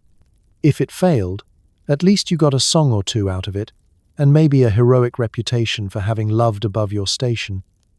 Never mind the ruined dinner parties or broken chamber pots in the aftermath. The greatest irony? For all the drama and hand-wringing, courtly love rarely changed anything. You were still stuck with your original spouse. The cook was still unimpressed with your serenade, and the castle apothecary was still quietly making a fortune off lovesick nobles, willing to pay any price for a chance at something more. So the next time you hear about a timeless romance from the age of chivalry, remember the untold side of the story: botched love potions, poetic disasters, and a lot of very confused livestock. In the end, courtly love was less about finding your soulmate and more about surviving the embarrassment, with your reputation and your chamber pot barely intact. Love potion recipes were treasured family secrets until someone forgot which root was which and accidentally started a minor plague. Sometimes, Grandma's cure for loneliness was just arsenic with a nice label. In the Middle Ages, there was no official recipe for winning hearts. Instead, every family had its own secret blend, written in a faded notebook, whispered across a smoky kitchen, or scratched into the underside of a breadboard. These recipes weren't just for romance. They were family lore, half witchcraft, half wishful thinking, and 100% proof that nobody actually knew what they were doing. Some lines traced their potion recipes back generations, with grandmothers swearing their brew had snared the best-looking blacksmith in 3 counties. Others could only remember the ingredients if you bribed them with strong ale and a promise to keep quiet around the priest. But oral tradition is a risky business, especially when it comes to chemistry. Maybe your great-aunt meant wormwood, but you grabbed wolf's bane. Maybe the instructions called for 3 petals, but you thought it was 3 handfuls. One bad memory, one dark pantry, and suddenly your potion to attract love is clearing out the whole village with a collective case of stomach cramps, or worse. Medieval life was hard enough without getting sidelined by a mislabeled jar. Even when recipes were written down, they weren't exactly user-friendly. Medieval handwriting was basically a cryptographic challenge. Does that say sage or snipe? Why is there a drawing of a dancing badger in the margin? Directions might read, boil gently by the light of a waning moon, or on Thursdays after rain, which sounds poetic until you're up at midnight, squinting at the sky and wondering if the local geese count as witnesses.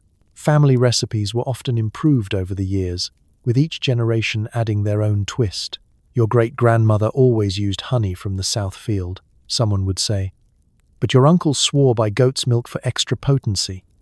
Arguments broke out over the best herbs, the ideal vessel, clay or wood, and whether chanting was truly necessary or just a way to pass the time while stirring. This led to wild regional differences, one side of the village swearing by crushed violets, the other by beetle shells and a shot of vinegar. Sometimes, recipes simply vanished. Maybe the only copy was destroyed in a fire. Maybe Grandma took her secrets with her. Or maybe, as was often the case, someone finally figured out that a diet of wild mushrooms and rare roots wasn't helping anyone find love, but was great for spiritual journeys and long naps. More than a few legendary love potions were just mild sedatives or laxatives, prompting rapid trips to the outhouse, not romantic strolls under the stars. And, of course, there were the disasters. Mix up the ingredients, and you could wind up with something far more toxic than intended. A pinch too much arsenic, a bit too much belladonna, and the village healer is now running triage for the entire town. Occasionally, a forgotten recipe would resurface, found tucked into an old cloak or discovered in the lining of a basket, and everyone would get excited to try the true elixir of passion. Spoiler, it usually ended in heartburn, regret, and a promise to stick with regular wine next time. In the end, the real magic wasn't in the root or the rhyme, but in the ritual itself, gathering ingredients, telling stories, passing down wisdom and warnings. It was a way to connect generations, to hope for love in a world that didn't make it easy. Even when the results were disastrous, they made for memorable tales at the next family gathering, preferably told after everyone had finished eating. So next time you're handed a secret recipe from the past, remember, sometimes it's a ticket to romance, and sometimes it's just a shortcut to the nearest apothecary. Either way, the true tradition is in the telling, and the hope that your version won't be the one everyone talks about for the next 100 years. Everyone had an opinion. Your aunt swore by honey and thyme. Your neighbor's uncle used frog legs and moonlight. In a world without Yelp, you took your chances and hoped for the best. If you were hunting for romance in the Middle Ages, you couldn't just scroll through 5-star potion reviews or check verified purchases on a website. No, you relied on the loudest voice in the village, usually a relative with too much free time and a passion for unsolicited advice. The result? An ever-changing parade of folk remedies, each with its own promise of love, but just as likely to cause an argument or a medical emergency as everlasting affection. On any given day, a trip through the village meant running the gauntlet of well-meaning matchmakers. Every old woman had her fail-proof recipe. Rub lavender on your wrists, one might whisper, and tuck rosemary in your shoe. Another insisted that true love could be summoned with a spoonful of honey dissolved in rainwater collected during a thunderstorm. If you were really unlucky, you'd get cornered by old Hubert, the self-appointed neighborhood romantic, who swore that the secret to marriage was boiling 3 frog legs under a full moon, reciting the Lord's Prayer backward. and singing a love ballad to your own reflection. And don't even get started on the rivalry between herbalists and the amateur potion peddlers. The local wise woman guarded her recipes like state secrets. But your next-door neighbor, convinced she'd cracked the code of human desire, would gleefully share her tried and tested blend. "My cousin met her husband after eating this porridge," she'd proclaim, ladling out a bowl that looked and smelled like something scooped from a pond. Did it work? No one could remember, but the story was repeated enough to feel true. In the absence of official guidance, everyone became an expert. You'd hear endless debates at the market. Did thyme really work better than marjoram? Was it true that apples picked by moonlight would guarantee devotion? Should you wear garlic on your belt? Or was that just to ward off the blacksmith's unwanted advances? Folk remedies weren't just about love, they became a social glue, a running commentary on every romantic prospect and disaster. Sometimes, the remedies got a little out of hand. Someone always knew someone who took it too far. One poor soul tried to impress his sweetheart by eating a raw onion every morning for a month, convinced it would heat the blood. The result? He was still single, but everyone within a 5-meter radius avoided him for the rest of the year. Another neighbor, desperate for attention, sprinkled her hair with crushed violets and spent the entire fair sneezing into her sleeve. It wasn't all harmless either. Plenty of these folk concoctions doubled as medieval health risks. That healing soup of dandelions, nettles, and just a splash of river water, more likely to send you sprinting to the nearest bush than into anyone's arms. And let's not forget the time someone misheard drink a cup of sage tea as bathe in sage tea, leading to a very expensive and very soggy mattress. Still, hope springs eternal. People kept trying new potions, collecting more stories, and passing down increasingly convoluted instructions. It didn't matter if the remedy had a 1% success rate.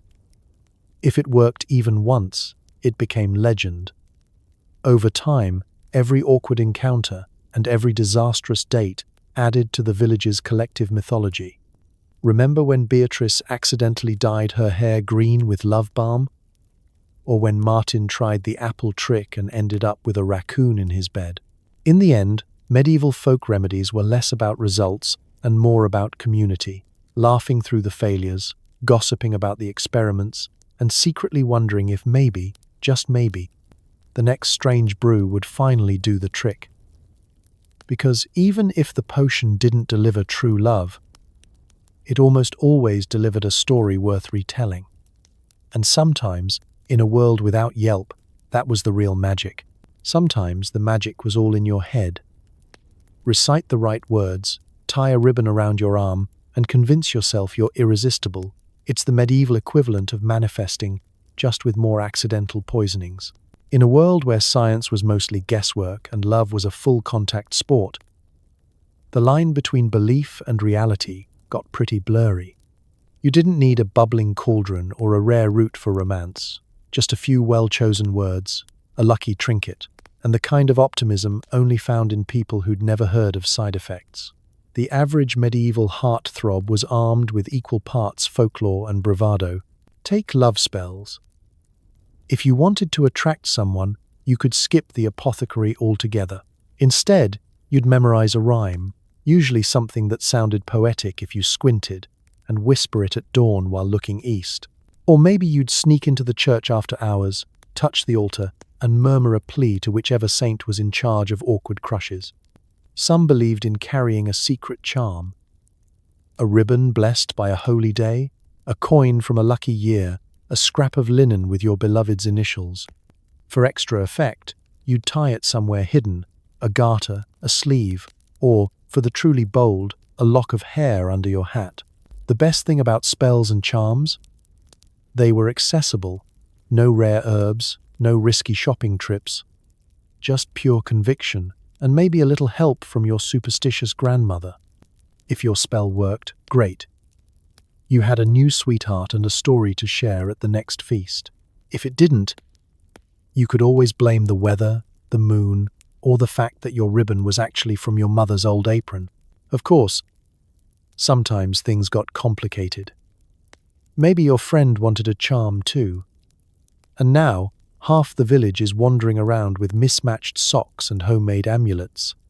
Some people believed that a stolen button from your crush's cloak would seal their affection, provided you never admitted where you got it. Others swore by sleeping with a piece of bread under your pillow so you'd dream of your future spouse. If you didn't see anyone in your dream, well, that was your cue to try a different bakery. The power of suggestion was real and powerful. You believed you'd cast a spell, so you acted bolder.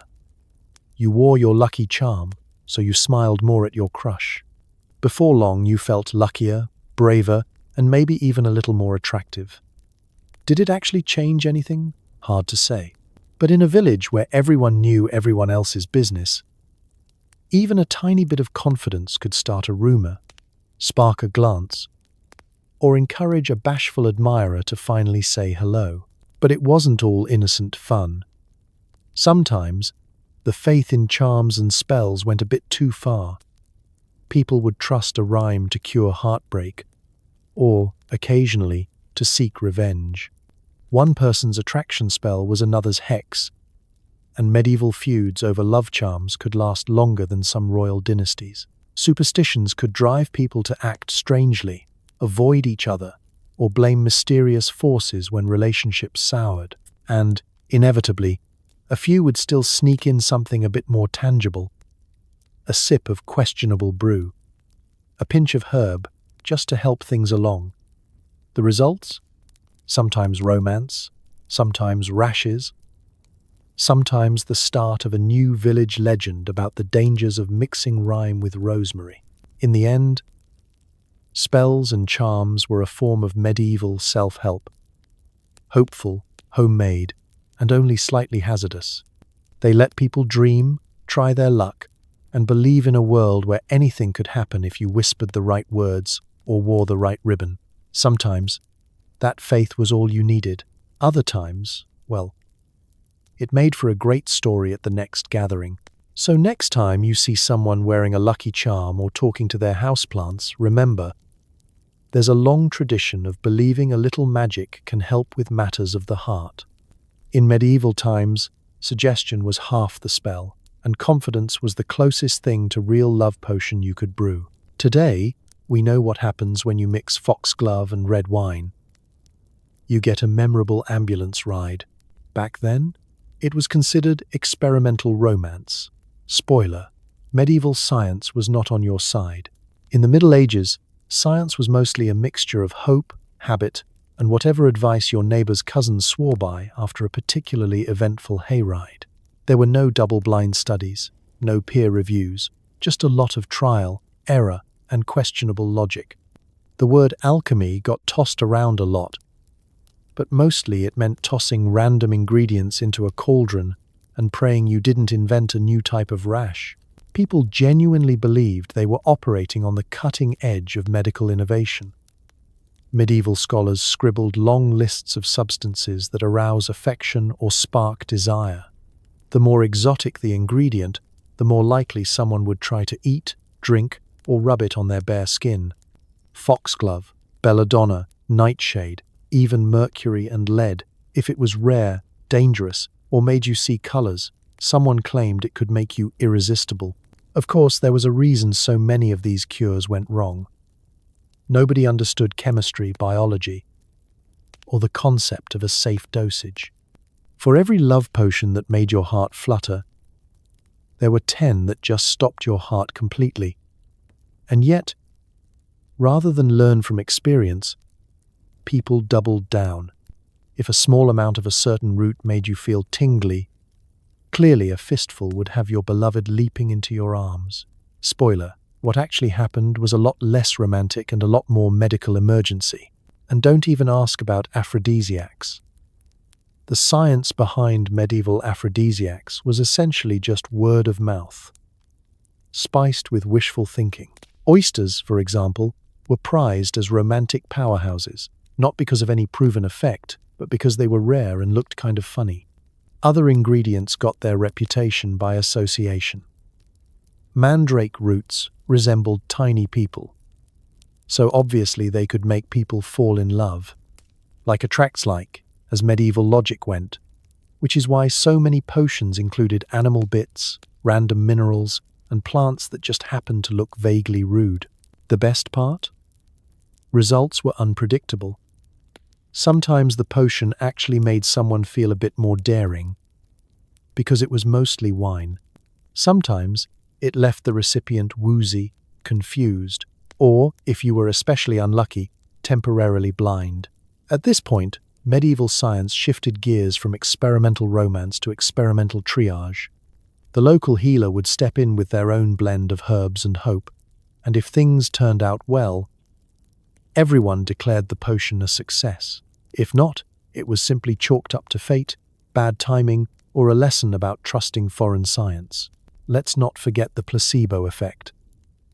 A huge amount of medieval science was really just the power of suggestion. If you believed a potion would make you irresistible, you acted with more confidence, which in turn made you more attractive. Sometimes, the real magic was simply acting like someone who'd already succeeded. Plus, it helped that the recipient was usually drinking the same wine. But sometimes, the side effects were spectacular. There are records of romantic elixirs that produced fever dreams, rashes, violent stomach upset, or, on rare occasions, actual death. In these cases, the potion was never to blame. It was always the user. Clearly, you pronounced the blessing wrong, or used the wrong phase of the moon. Medieval science. Always happy to blame the victim. Never the recipe. In the end, the story of medieval love potions is less about cutting-edge innovation and more about the hope that something, anything, might tilt the odds in your favor. The science was a blend of folklore, superstition, and bravado, with just enough accidental chemistry to keep things interesting and sometimes fatal. If you survived, you had a great story. If not, at least you contributed to the village's growing knowledge of what not to drink with foxglove. So the next time you question modern romance advice, remember, at least today, the worst thing you'll get from a bad date is awkward silence, not a trip to the local healer for experimental romance side effects. Sometimes ignorance wasn't bliss, it was just very, very entertaining. When you couldn't get the object of your affection, you might genuinely become lovesick. A medical diagnosis that covered everything from moping to full-on fever dreams. No potion required, just heartbreak and medieval hypochondria. Picture this. You're pining away for the baker's daughter or the knight from 2 villages over, and suddenly you can't sleep, you can't eat. And every sad love song at the fair makes you well up with tears. Welcome to the world of medieval lovesickness, the original all-consuming crush. In an age before Instagram, stalking, and late-night you-up texts, the only thing left to do was suffer in a way that was both melodramatic and, in the eyes of your fellow villagers, perfectly legitimate. Doctors, if you could call them that, took lovesickness very seriously. The condition had an official place in medieval medical textbooks, right next to plague and gout. Learned men wrote long treatises about passio amoris, describing lovesick patients in the throes of despair, pale, distracted, prone to sighing, and likely to wander into traffic or the nearest mud puddle while thinking of their beloved. If your symptoms were especially dire, people would peer at you with a mixture of pity and fascination, whispering that you'd been struck by the sickness of longing. Lovesickness wasn't just a poetic affliction. It was considered a physical malady, with all sorts of terrifying potential outcomes. You might lose weight, develop a fever, or even faint at the sight of your crush's new haircut. In some cases, the heartache got so bad it was thought to warp your very organs, prompting healers to break out their wildest remedies. "Let's balance your humors," the local barber surgeon would say, reaching for his favorite leeches. "You clearly have too much hot blood. If you were a noble, You might get shipped off to the countryside for fresh air and spiritual reflection. If you were a peasant, you just got more chores and maybe a sympathetic nod from your grandmother. But like most medieval conditions, the treatments were a blend of wishful thinking, herbal teas, and risky experiments. Love potions were one option, but sometimes you just had to tough it out. Eat a bland diet, avoid stimulating music, and keep a cold compress on your head. Sometimes a healer would prescribe distractions, embroidery for ladies, extra fieldwork for men, or, if all else failed, a trip to the local shrine to pray for deliverance. It was a communal experience too. Your friends might rally around you with gifts, advice, or a brisk walk to remind you there were plenty of fish in the moat. Medieval literature is full of lovesick heroes and heroines, characters who waste away for love, compose tragic ballads, and occasionally swear off romance forever, usually until the next dance. If you survived, your reputation only improved. Everyone loves a good story, especially when it features public weeping and dramatic gestures. "Did you hear about Roger?" people would murmur at the market. "He hasn't eaten in days, must be love, or maybe just Agnes's cooking." Sometimes, lovesickness was even a bit contagious. One person's longing could sweep through a group of friends like a bout of influenza, sparking waves of secret admirers and coded glances. Before you knew it, half the village was sighing, pining, and taking extra long detours past their crush's window. Of course, some took it a little too far. Maybe you tried every remedy, every charm, and every folk cure, but nothing worked, so you became the local, tragic romantic, doomed to sigh forevermore. Or maybe you finally confessed your feelings, only to be turned down gently, or, in some cases, with a loaf of stale bread thrown at your head. Either way, lovesickness left its mark, sometimes as heartbreak, sometimes as a cautionary tale, and sometimes as a great excuse to skip chores for a week or two. In the end, lovesickness was a very human ailment. It made people vulnerable, creative, and occasionally a little ridiculous. But it also proved that the longing for connection is as old as history itself. So the next time you're nursing a broken heart, just remember, you're part of a grand medieval tradition, minus the leeches and the public poetry. And, thankfully, recovery these days only requires ice cream, not a full medical intervention. Nothing says party like an entire village accidentally sipping from the elixir of love. By morning, no one's in love, but everyone's sick, confused, and swearing off romance until the next solstice. It usually started innocently enough, a festival, a wedding feast, or one of those long, dark winter nights when everyone was desperate for a little entertainment. Someone decided to spice up the punch bowl with a dash of secret recipe, claiming it would loosen tongues, lift spirits, and maybe help Agnes finally talk to the butcher's son. After all, what could go wrong with a little communal love magic? Well, just about everything. The first sign that something was amiss was usually a chorus of giggles, followed by a wave of ill-advised confessions. Shy villagers found the courage to declare their feelings to the wrong people. The widow confessed her undying love to the blacksmith's donkey. The miller serenaded the bread oven. And half a dozen teenagers decided to form a dance circle in the cabbage patch. For a brief, glorious hour, the party was the liveliest the village had seen in years. But then, reality set in. The elixir of love didn't contain any real magic. Just a suspiciously potent blend of leftover wine, wild honey, and whatever herbs the herbalist had sweeping off the floor that week. Maybe a touch of mint, maybe a handful of dried rose petals, and oops, a generous dose of something that really should have stayed in the medicine cabinet. What followed was less a night of passion and more an impromptu case study in mass food poisoning. The village healer, used to being called out for fevers and stubbed toes, suddenly had half the population knocking at her door. Some arrived with stomach cramps, others with splitting headaches, and a few with a mysterious urge to recite poetry in Old French.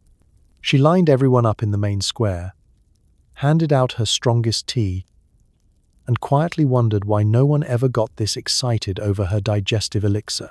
Meanwhile, the local gossip mill went into overdrive. By sunrise, stories were already circulating. Who had started the whole thing? Was it a plot by the rival village?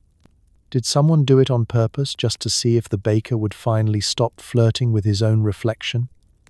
Suspicions bounced around like chickens after a rainstorm. The most likely culprit, of course, was the neighborhood love expert, who suddenly remembered she needed to visit family 2 towns over. Cleanup was half the fun, or half the misery, depending on your perspective. The village square was littered with flower crowns, love notes, and a very bewildered goat wearing someone's best Sunday bonnet. Friends helped friends back to their cottages, occasionally stopping to laugh about who had danced with whom, or who had spent 20 minutes earnestly proposing marriage to a sack of onions. For the rest of the month, every gathering included at least one joke about sharing drinks and a pointed reminder to let the priest bless the punch bowl next time. Of course, some good did come of it.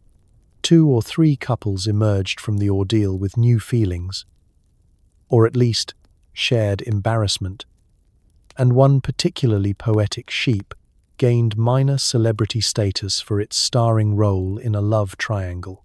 The healer, after things settled, received a week's worth of eggs and a promise that next year's festivities would stick to plain ale and well-boiled water. But most villagers decided that love, like strong drink, was best enjoyed in moderation and preferably not served in bulk at community events. Until next time, anyway, because if there's one thing you could count on in the medieval world, it was that hope and the appetite for a little romance would always return with the next celebration, even if everyone swore they'd learned their lesson. So, the next time you see a punch bowl at a party, give it a cautious sniff and a polite pass. Because as every medieval villager learned, sometimes falling in love with the whole village is just another way of saying, "I'll never live this down." Let's be honest, most medieval crushes ended the same way, with a broken heart, a scolding from the priest, and a strict warning not to eat anything you didn't cook yourself. Sometimes, survival was the best love story of all. In the grand pageant of medieval romance, the odds were not in your favor. You might muster up the courage to profess your feelings, only to find your beloved already promised to someone else, possibly a cousin, definitely someone with more goats. The church had rules about everything. Your family wanted you to marry strategically, and most matches were made not for love, but for livestock, land, and the hope of slightly healthier children. If love was part of the deal, it was a happy accident. So what happened when things didn't work out? For starters, heartbreak wasn't just emotional. It was a full-body experience. Medieval wisdom was to treat a broken heart like a minor plague. Lots of bed rest, herbal tea, and a healthy fear of moonlight strolls. Friends and family would gather round with advice.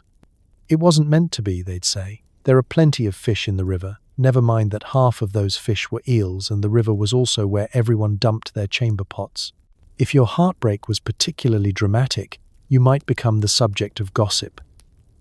The village loved nothing more than a good failed romance to dissect at the market. Did you hear about Edith? She baked a love cake, and he still chose Agnes. Poor Thomas fell off his donkey while delivering a love note, broke his arm and his spirit. Every misstep became community property, fuel for cautionary tales and after-dinner stories. Of course, the church kept a close eye on the emotionally wounded. Priests would warn about the dangers of unchaste longing and frivolous affection. A broken heart was a fine excuse to encourage extra prayer, a round of confession, and a stern reminder that true love comes from God, not the bottom of a suspicious cup of wine. For especially unlucky souls, there was public penance, standing in church, listing your romantic missteps, and promising to avoid foolish potions and unwholesome company in the future. Medieval group therapy. only with more judgment and less sympathy. For those who loved and lost, there was always the risk of becoming the one who never married. Every village had at least one, the aunt who chose her independence after a romance went wrong, or the farmer who never recovered from his one heartbreak. These folks became accidental legends, objects of both pity and envy. They had no spouse, but also no in-laws. And they could eat all the good bread themselves, but for the truly determined, heartbreak was just a hurdle. Maybe you wrote bad poetry about your lost love, or hung their token on the rafters as a warning to future generations. Maybe you channeled your pain into ambitious career moves, like joining a monastery, going on pilgrimage, or inventing the world's most efficient sheep pen. Sometimes, lost love turned into lifelong friendship, awkward as that first harvest season might be. And of course, there was the ever-present risk of another love potion, because hope springs eternal, and lessons are quickly forgotten. Maybe you'd try your luck with the next festival, another charm, or a recipe whispered by someone even less reliable than the last. The cycle continued, with each failed crush adding to the village's growing archive of romantic disasters. In the end, the fate of failed lovers wasn't just sadness or embarrassment, it was resilience. You picked yourself up, brushed off the cabbage leaves, and carried on. Medieval life demanded it. The greatest romance was often the one you had with survival itself. Keeping your heart open, your wits sharp, and your cooking closely guarded. Because if you couldn't win in love, at least you could avoid another round of mysterious rashes and become the hero of your own story, surviving, laughing, and maybe, just maybe, trying again next year. From Tristan and Isolde to nameless peasants, love potions have always been a source of legend, scandal, and sometimes ghost stories. The line between myth and history? Blurry, and probably written while tipsy. Every medieval village had its own collection of tales, some whispered by candlelight, others shouted across ale-soaked tables, about the miraculous, disastrous, or downright bizarre effects of love potions. There was always a story about a long-ago maiden who won the heart of a lord with nothing but a sip of enchanted wine, and just as often, a story about someone who accidentally fell in love with the town's least attractive goat.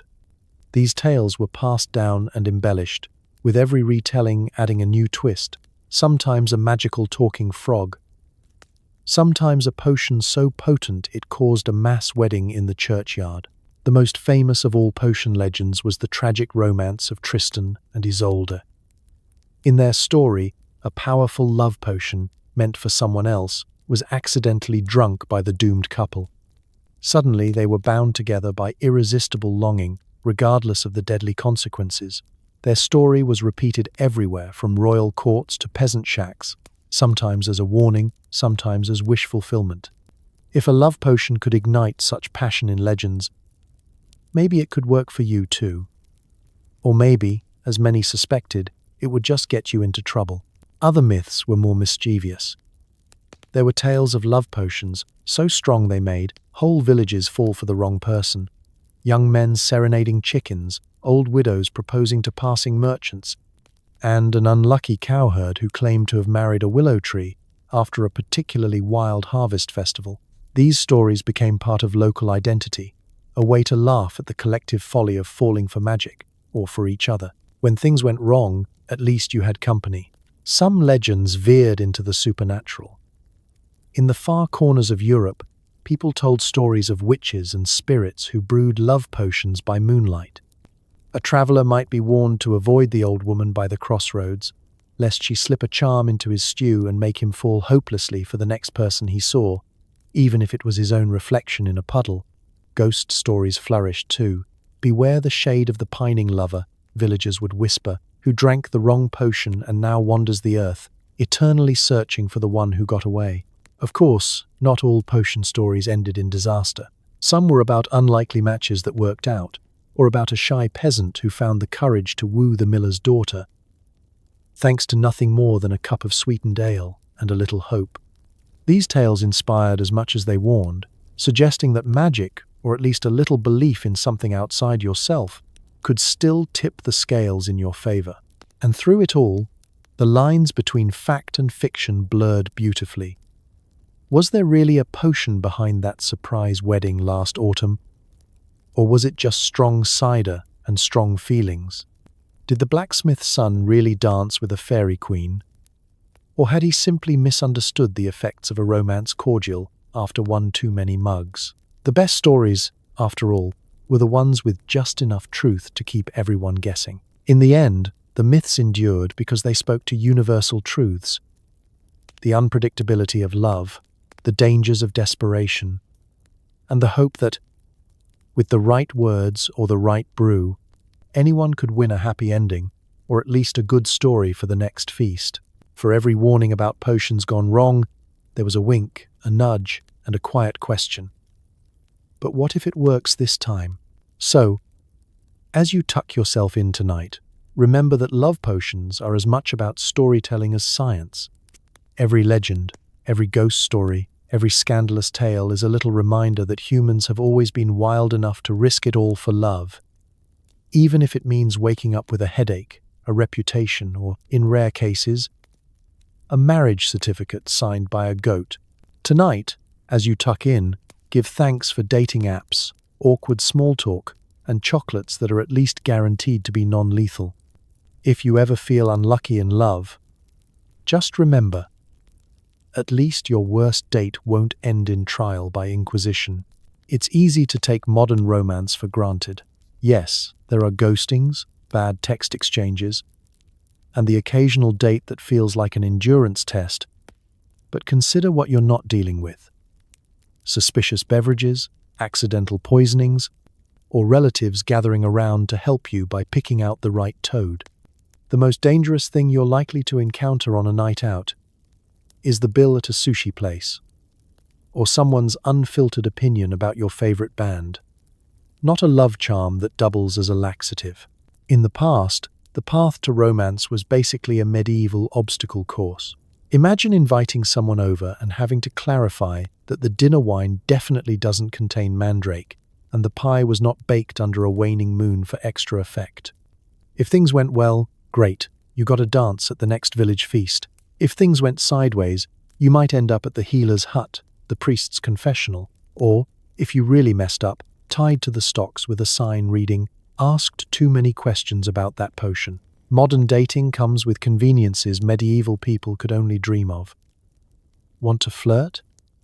You can do it in pajamas, in bed, with your teeth brushed and your breath undetectable through a phone. Want to impress someone?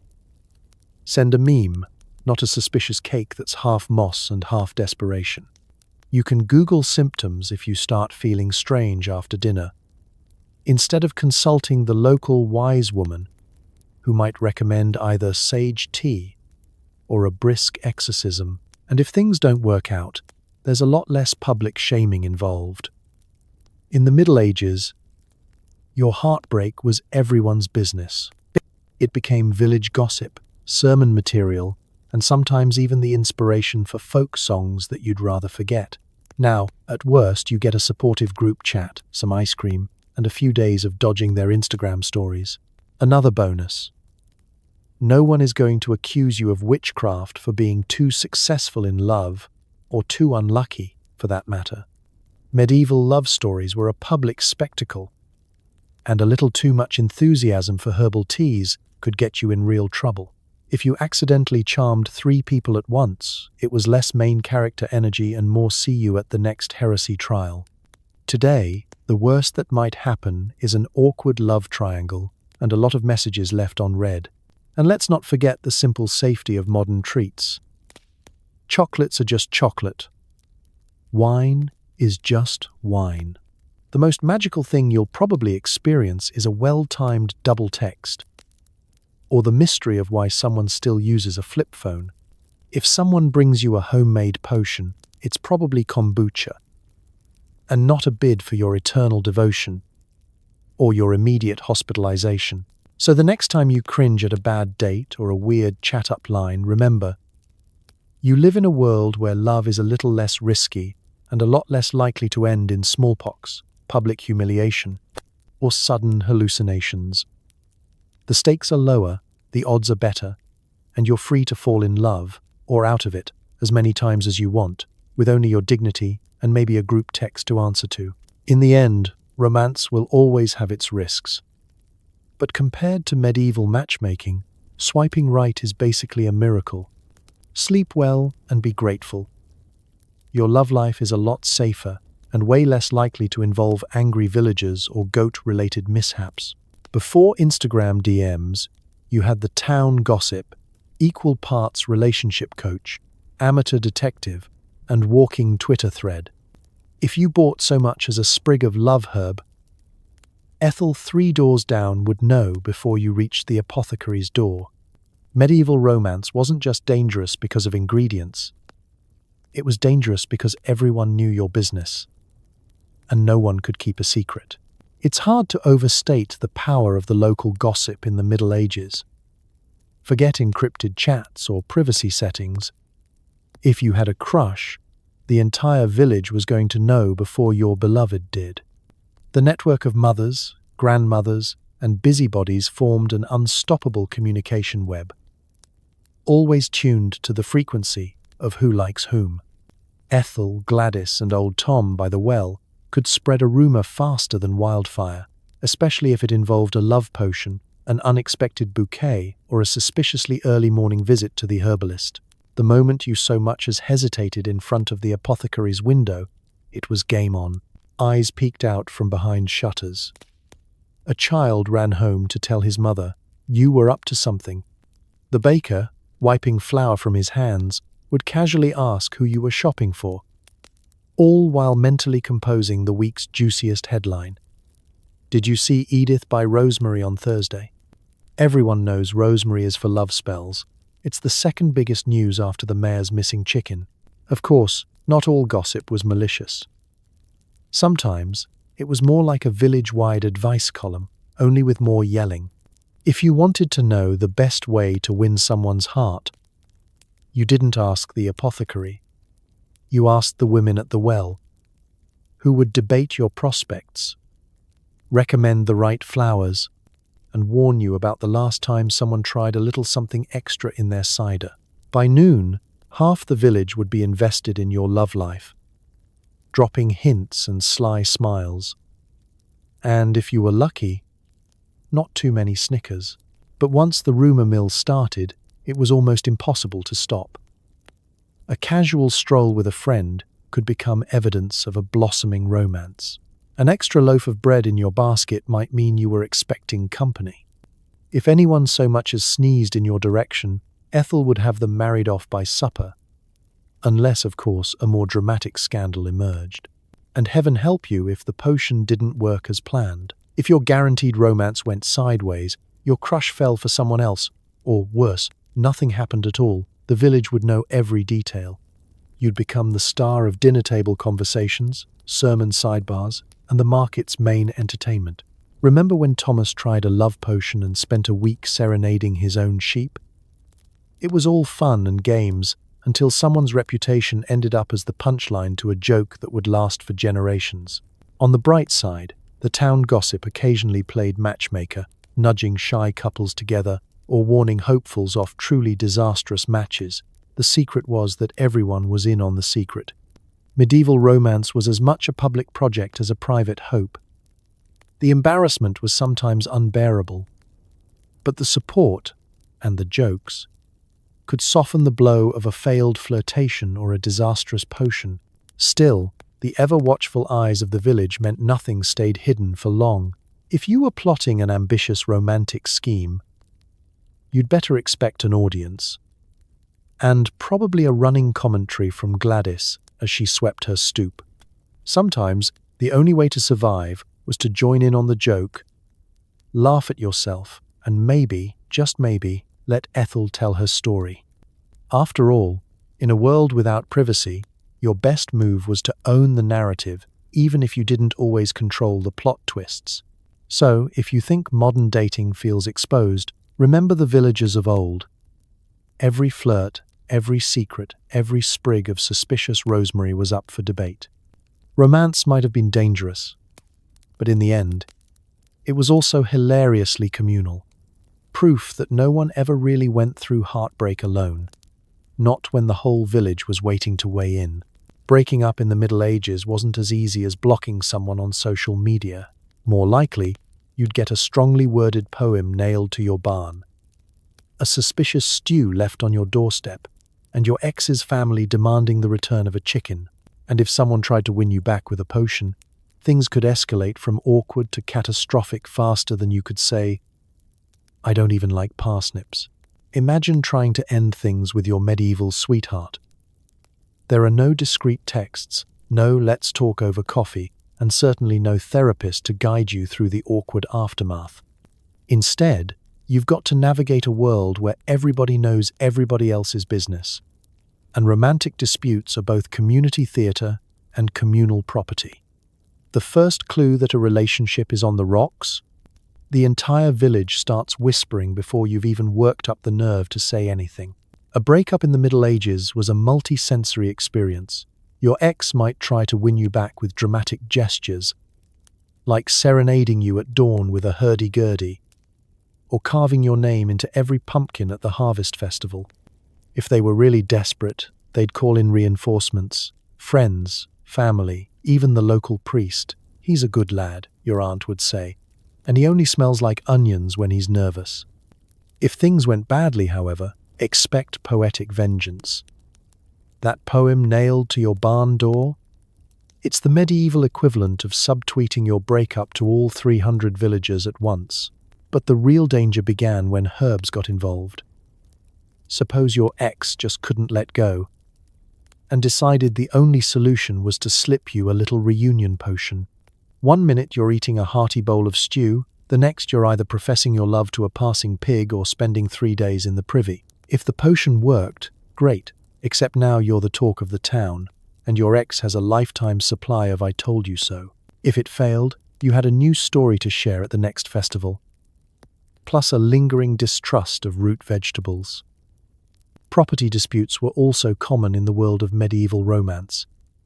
Forget about splitting the Netflix account. You had to negotiate the return of every gift, goat, or borrowed tool. Sometimes, entire families got involved, staging standoffs over who kept the prized cooking pot, or whether that chicken was actually a symbol of true love. The church, for its part, generally sided with reconciliation. You might be forced to attend extra sermons or work together on a charitable project. Nothing rekindles romance like scrubbing the church steps with your ex on a Sunday morning. Of course, if you really wanted to be done with someone, you might try to disappear, just not in the modern new number, "who dis" sort of way. In medieval times, moving to another village was a major undertaking, and you'd have to explain yourself to everyone along the road. More often, you simply learned to coexist, ignoring your former flame at market, awkwardly passing by on feast days, and praying nobody brought up the stew incident. Breakups also brought opportunity, an excuse for friends and neighbors to rally around, offering advice, sympathy, and, inevitably, gossip. "He was never good enough for you," your grandmother would say, even though she'd spent 6 months hinting about marriage. Sometimes, the best post-breakup remedy was laughter, a strong ale, and the knowledge that no one else in the village would ever let you forget the details. In the end, medieval breakups were less about closure and more about endurance. You'd survive, maybe a little wiser, maybe a little more cautious about who you shared your onions or your stew with. There may not have been enough potions in the world to heal a broken heart, but at least there were stories to tell, and a whole community to help you pick up the pieces, one chicken at a time. If you didn't trust potions, and honestly, who could blame you, you might try an amorous amulet.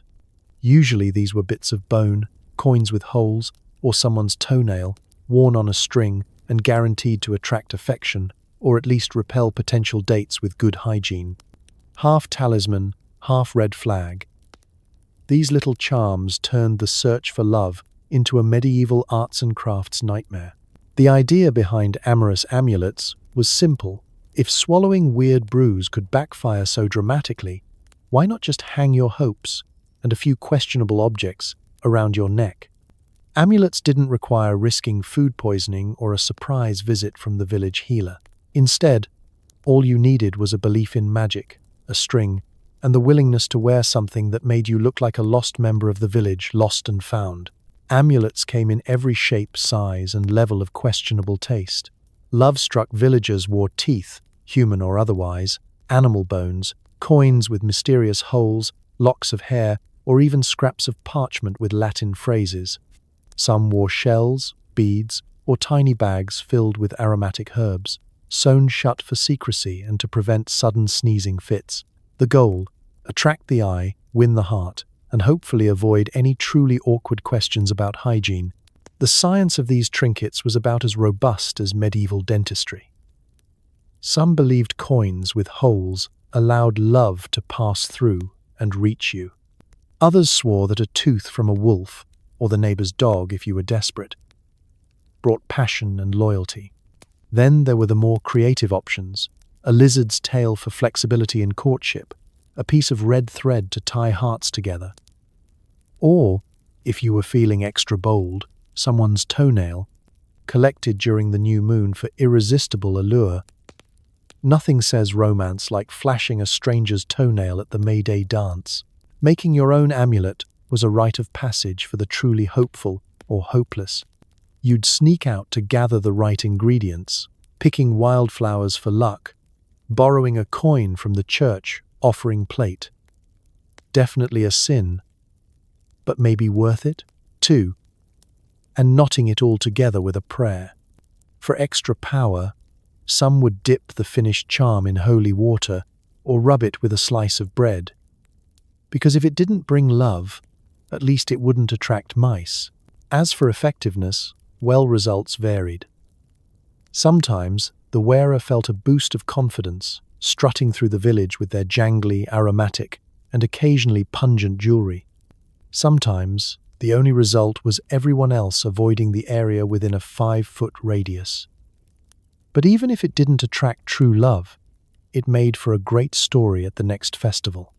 Remember when Gilbert wore a fish scale necklace for a month? He didn't find a sweetheart, but he did get the record for most baths in a single season. It wasn't all harmless fun, though. Amulets could also become social minefields. Wearing the wrong charm might signal you were taken by someone from the next village over, or worse, available and desperate. Rivalries broke out over who had the most powerful amulet, with accusations of theft, counter-charms, and the occasional duel by stinkweed. The village herbalist sometimes got dragged in to bless or neutralize particularly contentious amulets, all while rolling her eyes and muttering about the good old days when love was just awkward glances at market.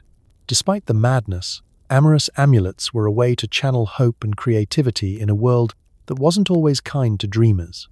If nothing else, you could always trade your old amulet for a fresh one at the next fair, or regift it to your cousin in hopes that at least someone would finally get lucky. So next time you worry about picking out the right accessory for date night, be grateful it's just a tie or a necklace, not a toe, a bone, or a coin that smells suspiciously like feet. In the end, medieval romance wasn't always elegant, but it was never boring, and sometimes the greatest magic was just having the nerve to try. So tonight, as you drift off in the safety of your blanket fort, maybe take a moment to appreciate the fact that the strongest thing in your kitchen is probably decaf coffee and not a potion brewed by moonlight and hope. Medieval people might have been hopeless romantics, but let's be honest, their solutions for heartbreak were about as safe as juggling knives while blindfolded, charming in theory, hazardous in practice, and almost always a little bit ridiculous. Think about it. These were people who looked at a handful of roots, a splash of wine, and maybe a handful of chicken feathers, and thought, yes, this will definitely make someone love me forever. It's the kind of optimism you almost have to admire, even as you're shaking your head. They risked fevers, hallucinations, angry priests, public humiliation, and the occasional accidental poisoning, all for a shot at romance. That's real dedication, or maybe just poor judgment with excellent marketing. But underneath the danger and absurdity, there's something universal. Across all those centuries, through all the disasters and dubious recipes, people still wanted what we all want: connection, laughter, and a little bit of magic in their lives. And somehow, despite the odds and the mushrooms, some of them found it. So tonight, as you tuck yourself in, no potions, no amulets, no frogs required. Maybe give a little thanks for modern love, modern medicine, and the privilege of seeking happiness without having to eat anything that once screamed when you pulled it from the ground. History may be messy, risky, and more than a little embarrassing, but it's also proof that humans are persistent, creative, and just a little bit wild when it comes to the search for love. Sleep well, knowing that whatever tomorrow brings, at least you're not waking up next to a bubbling cauldron and a suspiciously enthusiastic herbalist. Good night, and may all your dreams be potion-free.